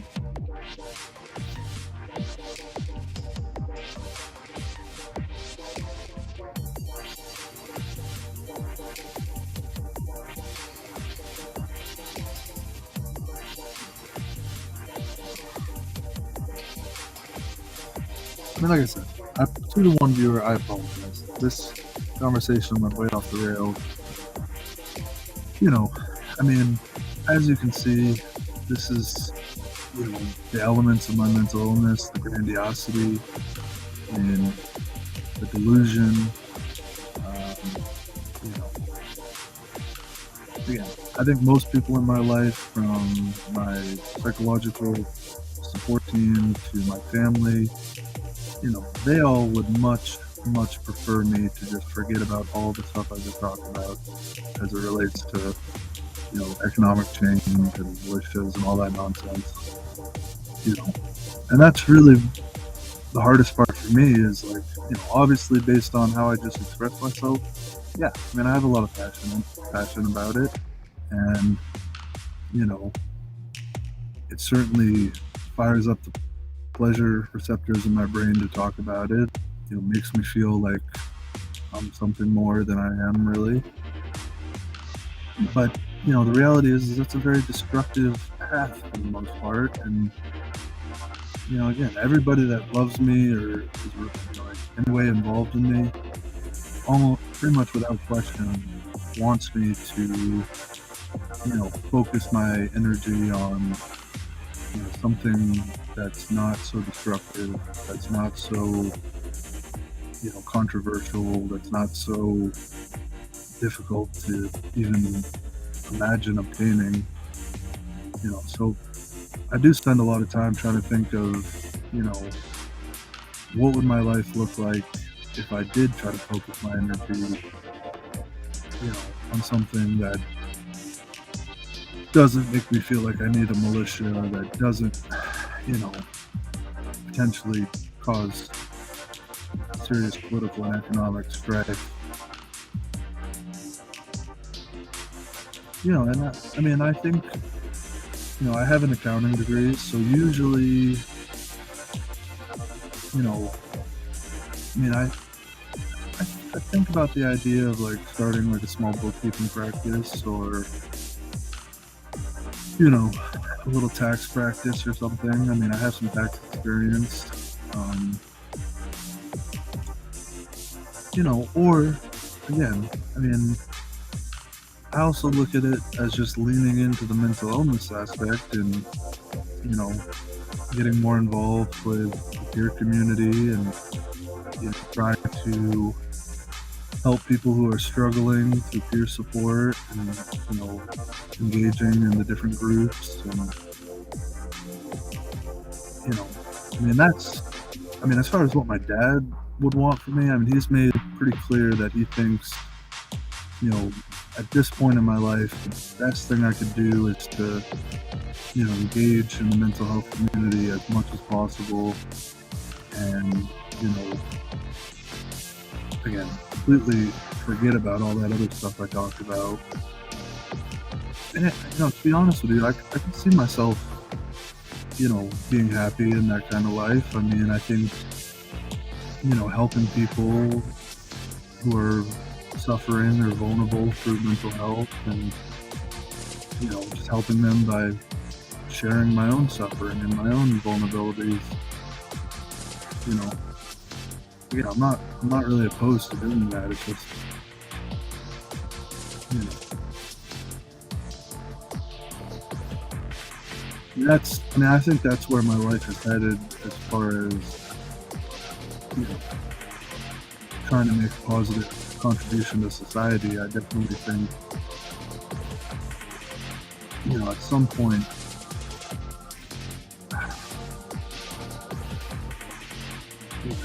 I have to recognize that, again, everything that I just talked about has only led to, turmoil and, very difficult, strained relationships, lost jobs, lost housing.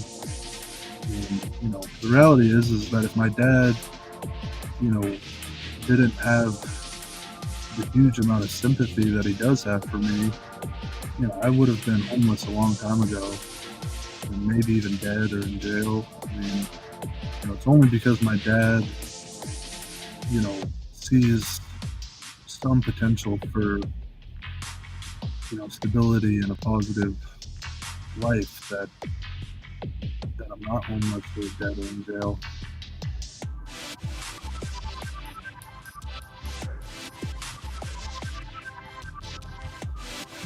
I mean, that's the bottom line, is that, you know, everything that I just talked about with the credit interest and militias and all that shit. Yeah, again, it's not really something that I can make an impact on in any real way, and then again, like, even though I was arguing that it's a bad thing, I mean, I think, you can make pretty strong arguments that it has benefited society. And, I mean, if you just look at the general, utils that people have based on the economic system, I mean, there's no doubt that, since the Federal Reserve has come to be, poverty is a much less terrible position. I mean, if you look at poverty in, the early 20th century compared to poverty in the 21st century, there's no comparison as far as, it was very much, there was so much more suffering in the earliest 20th century, and, sometimes even a death sentence to be impoverished. Whereas now in the 21st century,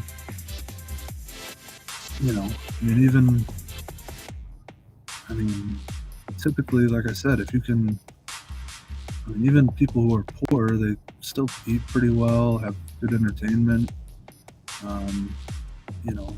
access to healthcare, things like that, education. Now, I mean, I don't know how much of that you can, attribute to the credit system, as opposed to how much of that you can contribute to the, chemical sciences and computer sciences, and, I don't know. I mean,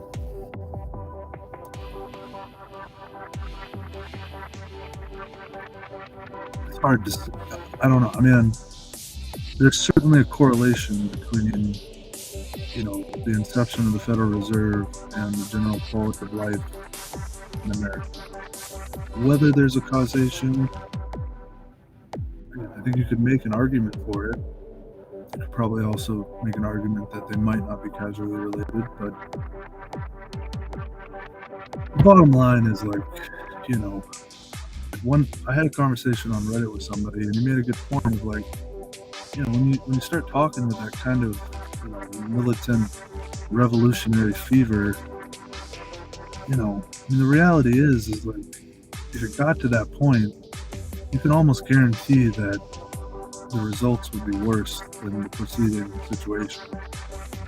I mean, if it really got to the point where, we were trying to disrupt the economic foundation of American society and, people were militantly fighting about it, and the odds of, especially in the immediate aftermath, but even in the foreseeable future, the odds of it being, an overall positive for the American society, I would say those odds are very small.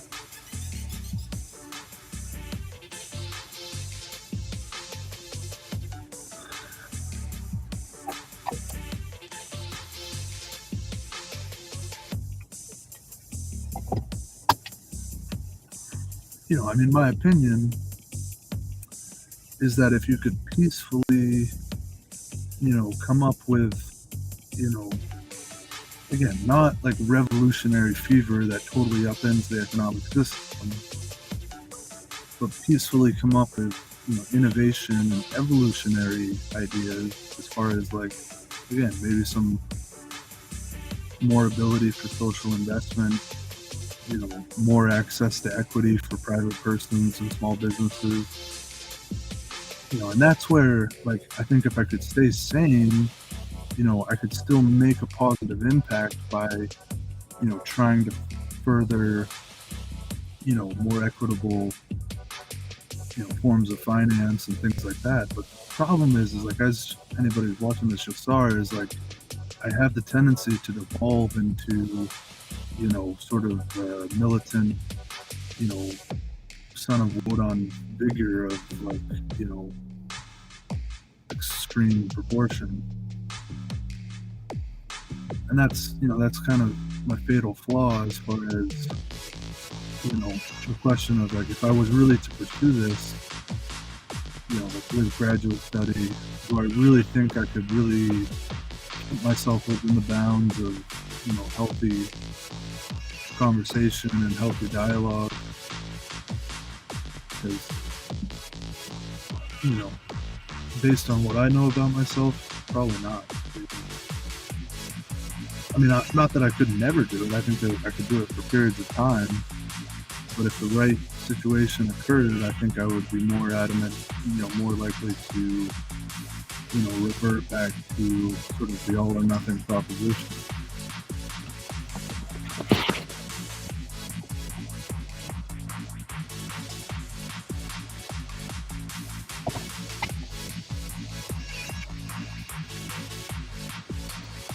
Which is unfortunate, but like I said, that's why, but I can still have a,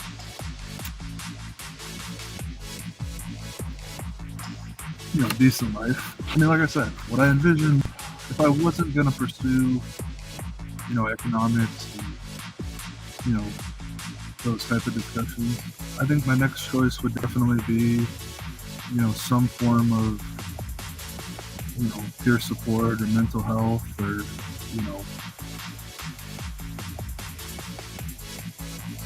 I mean, I'm fortunate that I live in a state that has a pretty thriving peer support community and, offers different opportunities for paid peer support work.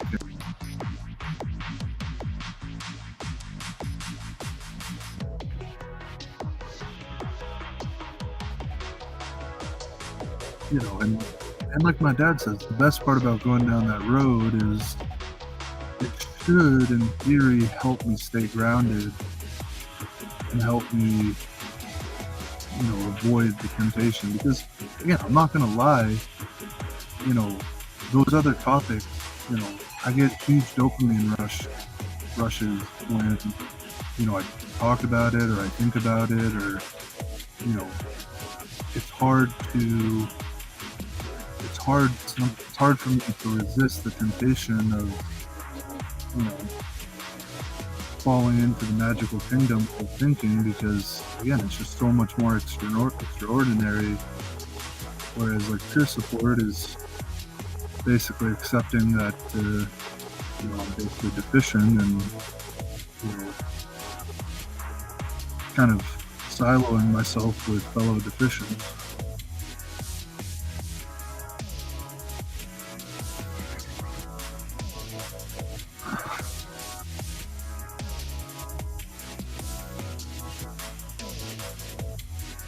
but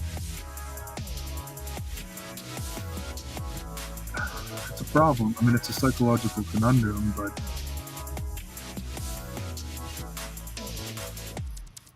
again, I think,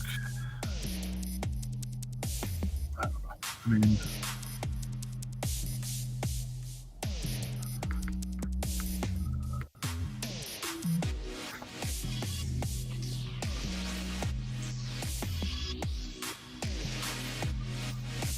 The bottom line is that,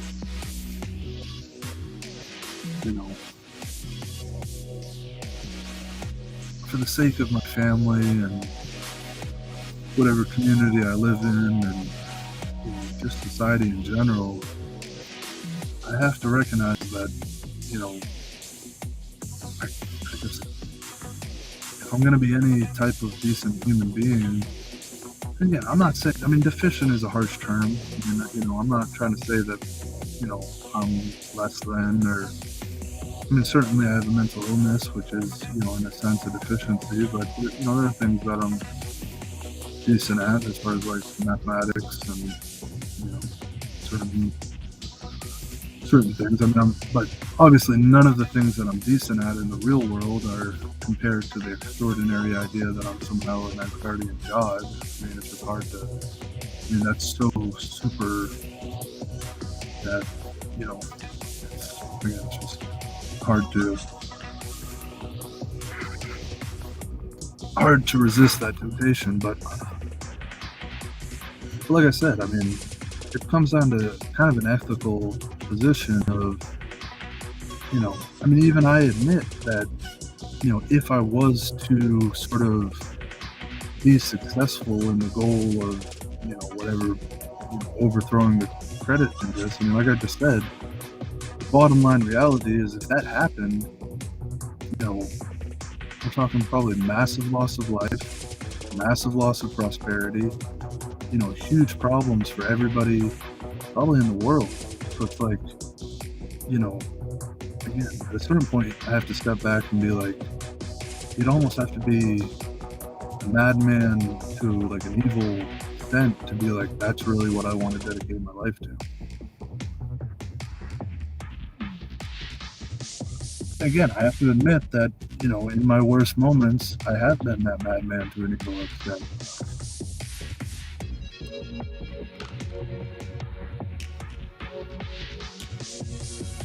Which is, I'm certainly not devoid of evil. I don't think, I like to think that before I let true evil, spiral out of control, I'm, at least cognizant of the fact that I need help before the true evil escapes from me. If I look at my history, again, I have done bad things in my life. Maybe not of a criminal nature, but certainly of a civil nature. But again, the one redeeming quality that I have is that, before, and I guess maybe January 6th is an exception, but again, I question, a lot of that is still my grandiose thinking. The reality is Trump and his accolades, were the ones who were the fuel of that. The truth is in all likelihood, nobody, I was just one more face in the crowd, and, I had a very minimal impact, if any impact, on the situation. It's just my grandiosity that makes me want to think that I had some larger impact, but also it's the grandiosity that shows that there is, a temptation for sort of evil outcomes. But what I was saying is, I think the redeeming quality that I have is so far in my life, when I've allowed my illness to get to the point where, my thinking becomes, bad, or, to the point where, I'm thinking along these sort of villainous lines,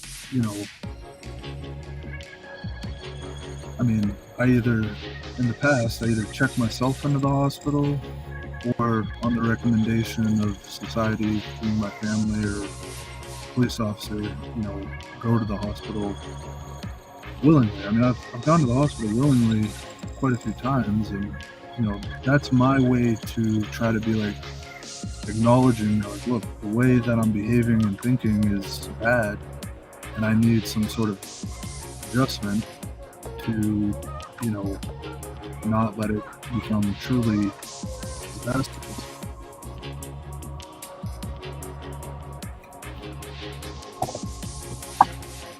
But it's not easy to acknowledge your own evil. I mean, I think most people would prefer to think of themselves as, generally good intentioned. But, again, I have to admit, when it comes to, some of this heathen stuff and some of these ideas about politics and economics, I mean, they're essentially evil in their context. And, even though there may be some, kernel of attempting to make the world a better place, I mean, again, the reality is the end result would be evil. And as I said, if I thought I could contain those evil impulses, maybe it would still be a reasonable choice to pursue economics and, try to make some innovations or evolution. But the bottom line is, after, especially the past couple of years, I don't think I could contain those evil impulses without, and again, when I'm talking about evil, I'm mostly talking about societal evil of, suggesting ideas or ideologies that, if they were popularized would result in evil. I mean, I don't have as much problem with personal evil as far as I can't think of really any time where I've specifically thought about physically, murdering somebody or raping somebody. Although, even in that context, certainly, been in my field of thinking more than I would like as far as, healthy ways of thinking. I mean,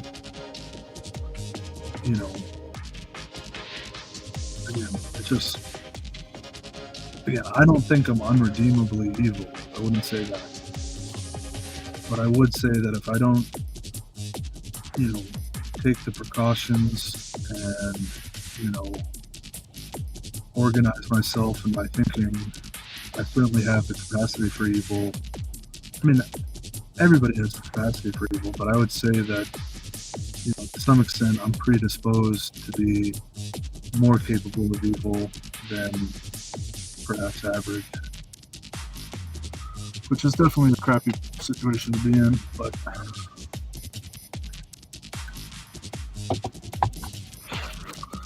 like I said, I mean, like my dad, I can't change the past.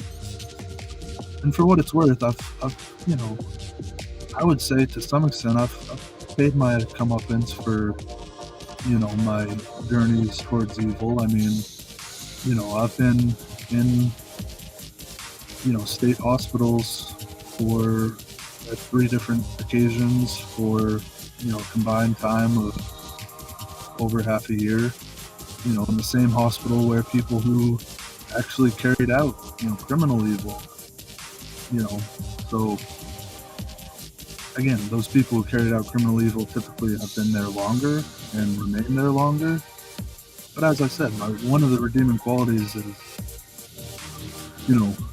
I'm able to recognize that I'm on an evil path or a bad path, and I, have on several occasions taken steps to, modify my way of being so that it doesn't.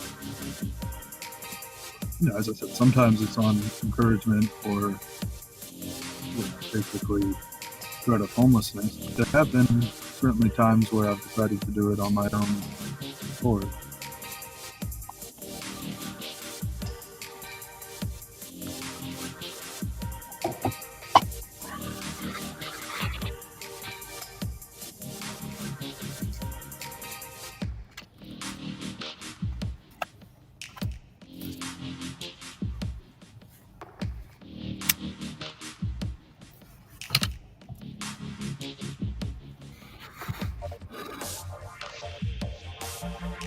I mean, as far as specific evils, getting into details, I mean, I would say a lot of my obsession with the Grace family. I mean, there was definitely times where, I mean, a lot of it was ludicrous to begin with, but again, I think I directed evil intent towards that family to a certain extent, like harassing behaviors and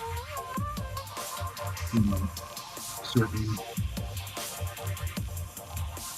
again, I don't.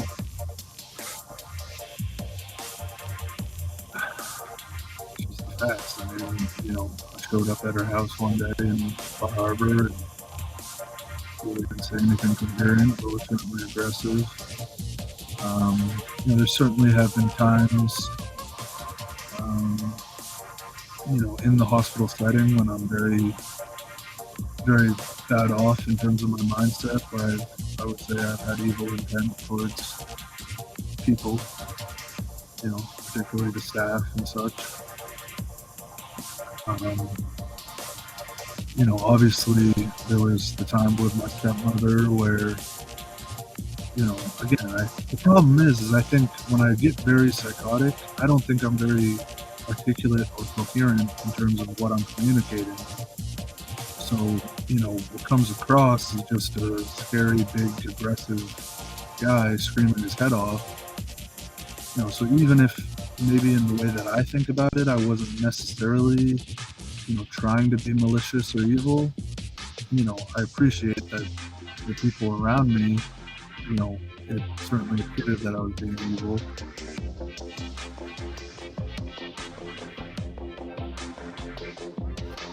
So those are like the personal examples, primarily towards the Grace family and my stepmother and, various staff at the mental hospitals and, a couple random instances in Portland. But then, like I said, some of my ideological thinking is relatively evil in terms of the idea of, it's not like genocidal evil, but again, like the idea that, my economic opinions are worth people dying for. I mean, that's like ideological evil, a la Stalin or Hitler, Now, granted,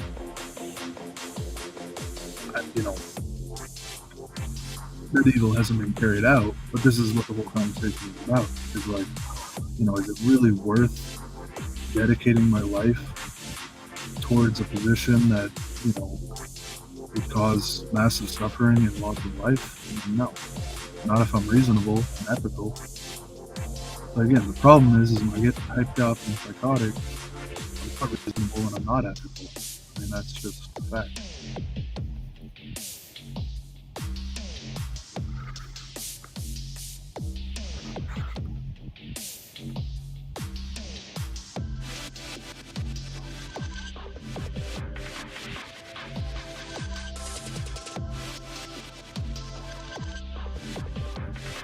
But as I said, I mean, it's not like I haven't,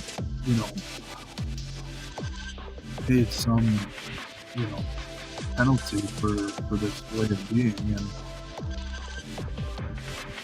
And, again, I spent 9 months of last year and, 4 months and very restrictive, and then another 6 months and semi-restrictive treatment for, what I considered the evil that I had allowed to happen through the end of 2020 into the January 6th thing.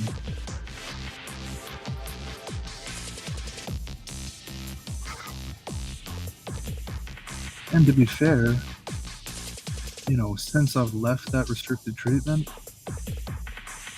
I mean, I've flirted with it. Obviously, I've had my conversations and, convince myself of the kernel of good of trying to create a more equitable society. But I haven't gone berserk as far as, I've been able to have very peaceful interactions with Zach Ronan and cousin Lindsay and Jordan and even with my family. Me and my dad sometimes riff on politics, but it hasn't gone into the evil, psychotic nature of where it's been in the past.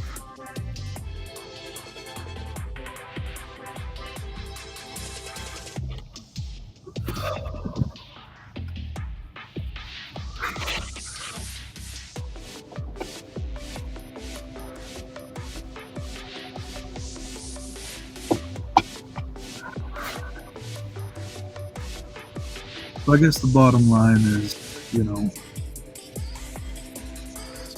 I don't want to be evil. I don't want to be malevolent. I don't want to, it's like what I heard in Peterson. It's like, sometimes the first psychological step is to remove the evil in your own heart. I mean, it's like, before I start crying evil about these bankers, it's like, I really got to point the mirror at myself and look at my own life and my own actions and my own thoughts and my own behaviors. How can who am I to say that, various people in banking are somehow malicious or evil? And if I look at my own life, I have a high degree of bad behavior and malicious intent.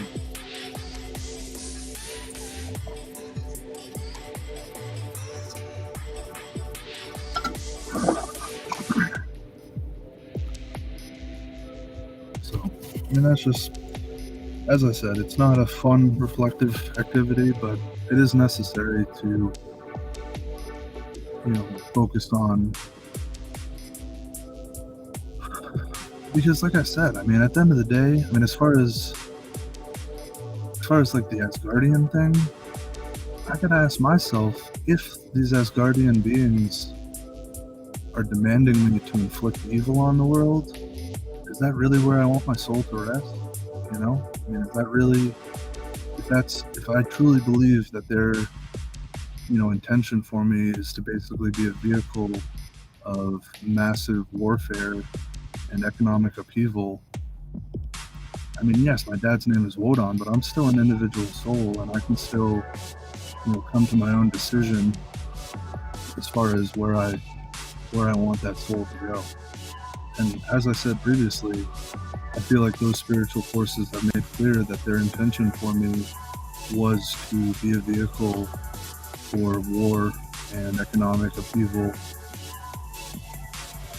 So again, maybe I need to take steps to figure out how to safeguard my own being and my own soul, because if that's what they're about, it's basically evil.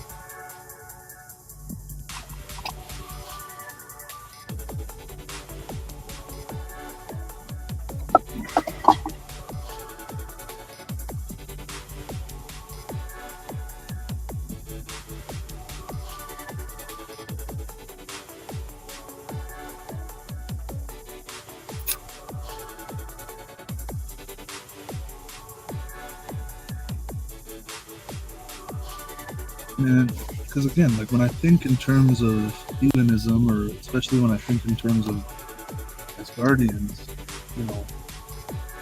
everything that develops my mind is like, again, they view violence and death and warfare as, a noble pursuit. That's like, I know enough about the culture to know that it's not all about warfare, and there are the animist elements, and some of that stuff I can appreciate, as far as trying to be respectful towards nature and appreciating that there are living beings of Earth other than humans. But a lot of their political and economic thinking, at least how I think when I get into their realms, is like, it's not a bad thing to shed blood. And like I said, even in the common mythology, the whole idea that their highest hall is reserved for the warriors who gave their lives. And I don't know if going to the other extreme of pacifism is necessarily logical either, but I just think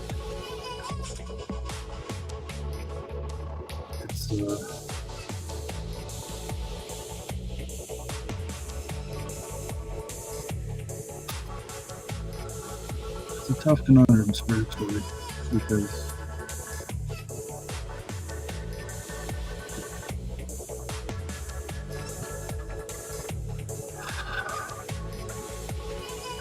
obviously I've dedicated a lot of time to being spiritually involved in that way of being, and seeing the good and the bad.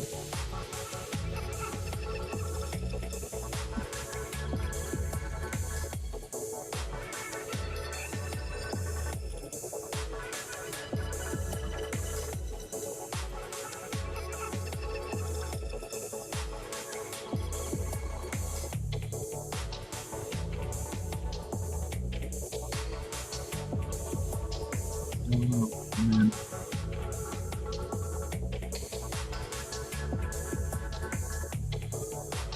It's a tough spiritual conundrum. I mean, obviously, as far as the sanctity of my soul and, my own,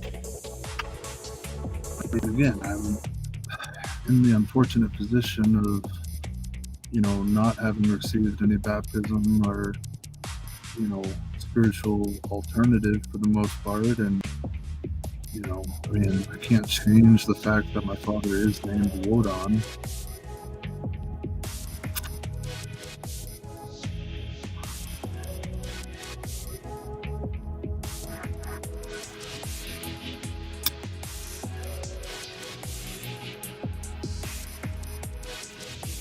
I mean, obviously, I'm still not a huge fan of the Abrahamic traditions. I mean, I think I would seek my,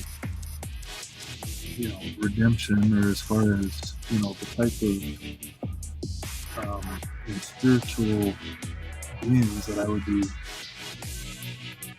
most likely to try to pursue is, those of the Pythagoreans and, the Illuminists.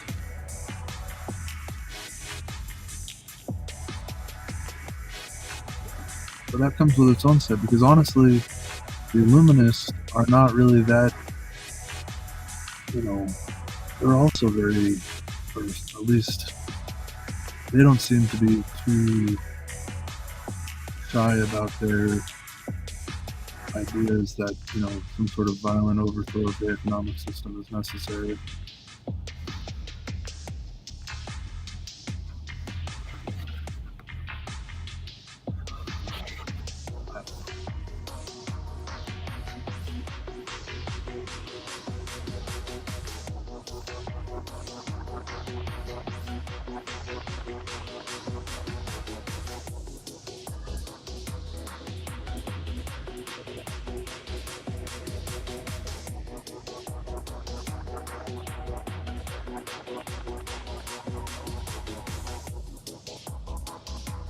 I guess the bottom line is, again, I'm not a pacifist. I don't think pacifism is realistic as far as the human condition.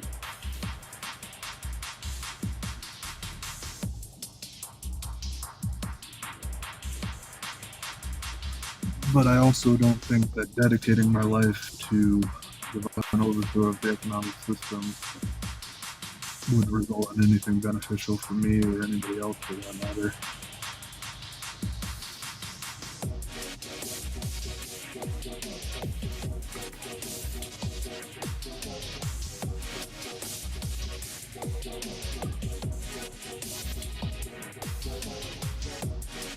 Just, I mean, it'll be hard to throw off the yoke of heathenism. I mean, it's,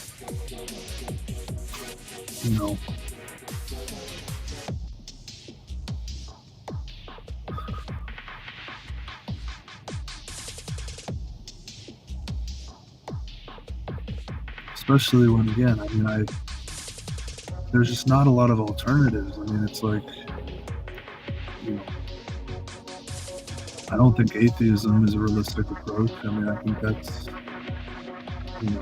the idea that the material world is all that exists. It's all all just random. And that's not. I don't think that's logically necessarily holds up to muster. But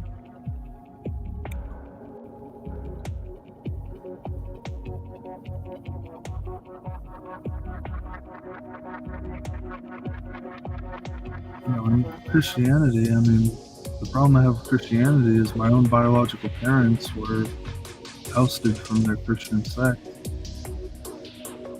And not to mention, I have enough Illuminist training to know that there's a lot of ludicrous propositions in the whole, testimonial tradition of those textbooks.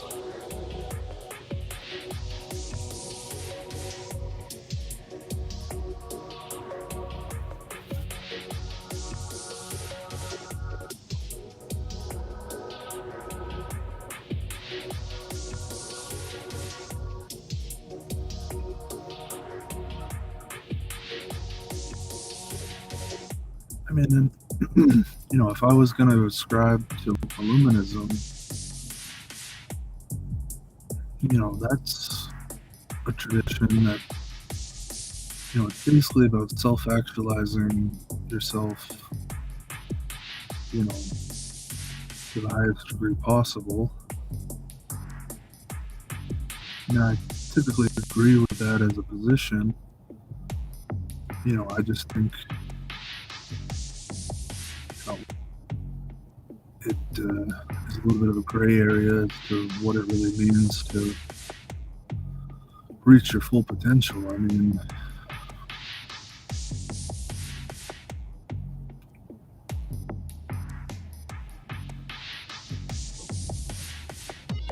mean, again, I think if I could purge myself of ideological evil and malicious intent towards other people, I still feel like my greatest potential is in, economic innovation and, trying to, advocate for social investment and environmental investments and, environmental discourse around consumption. But again, I just have to be wary that, that those ideological evils are very close to the economic ideas. I don't know. I mean, at the end of the day,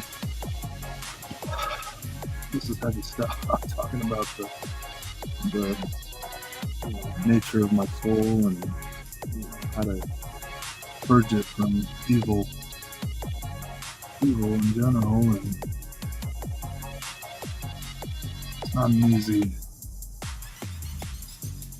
an easy thing to try to grapple with, but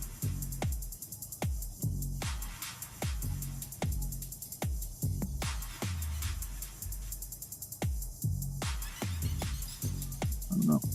I mean,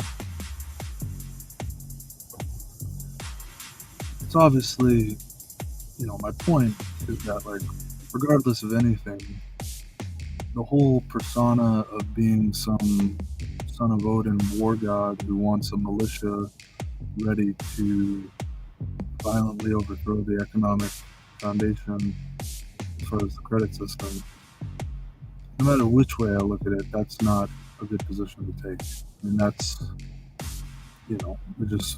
there's no logical, it's a terrible position. I mean, it's just, like I said, I think it's an inherently evil position to think of myself in that way. And, that's what I need to purge for myself. And again, if I can purge that persona for myself, or that way of thinking for myself, perhaps I can still continue academically, perhaps. But again, I can only do that if I feel certain that I've purged those impulses. Because the bottom line is, if I can't purge those impulses, then my future is pretty easy to predict as far as it's just going to be a revolving door in and out of the hospital. You know, I mean, at best and at worst, it's going to be, jail time or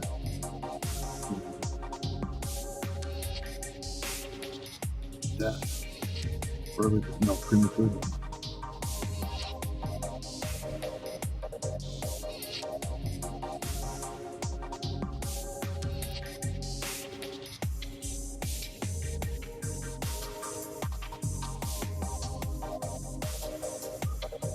It's been a good 2-hour stream here. Still got my one viewer hanging on while I talk about the salvation of my soul.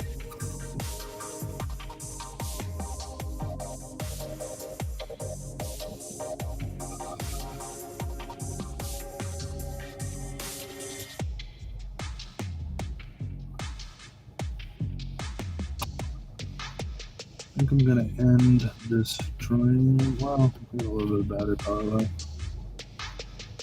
36. Mom's probably gonna sleep until this happens.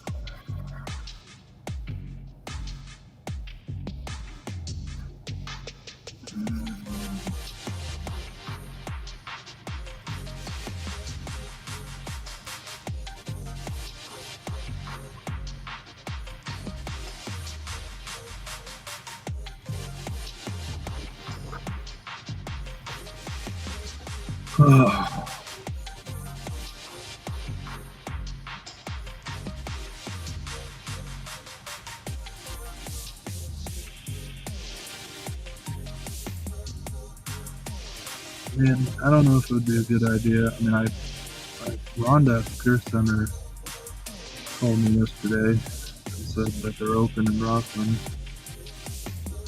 But I just don't know. I'm pretty worn out. I mean,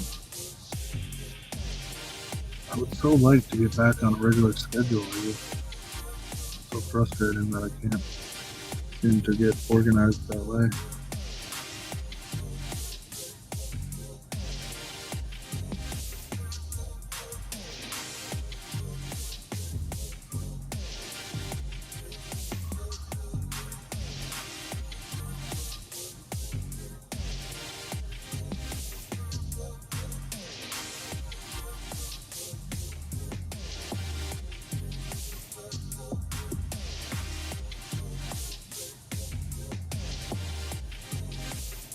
Yeah, I would say based on the comment that the one viewer is like a Russian viewer.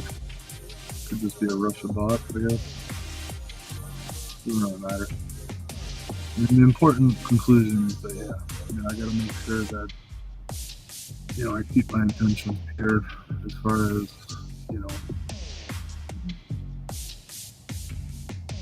being a net positive to society, because,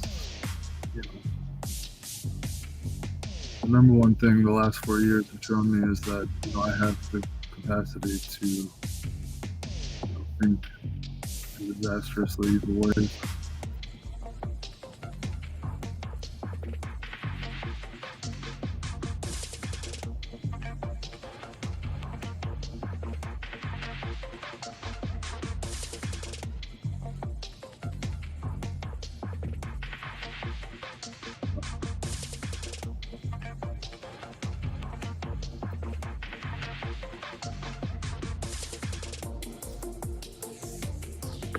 Yeah, I mean, I just probably at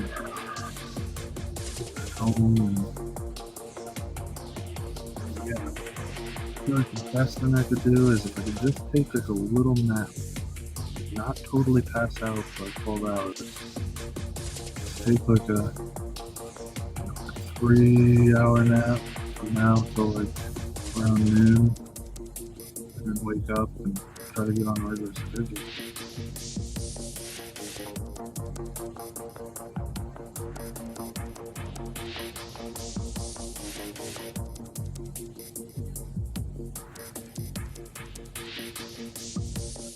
The problem is I just pumped myself full of caffeine over the last 3 hours, coffee and ice.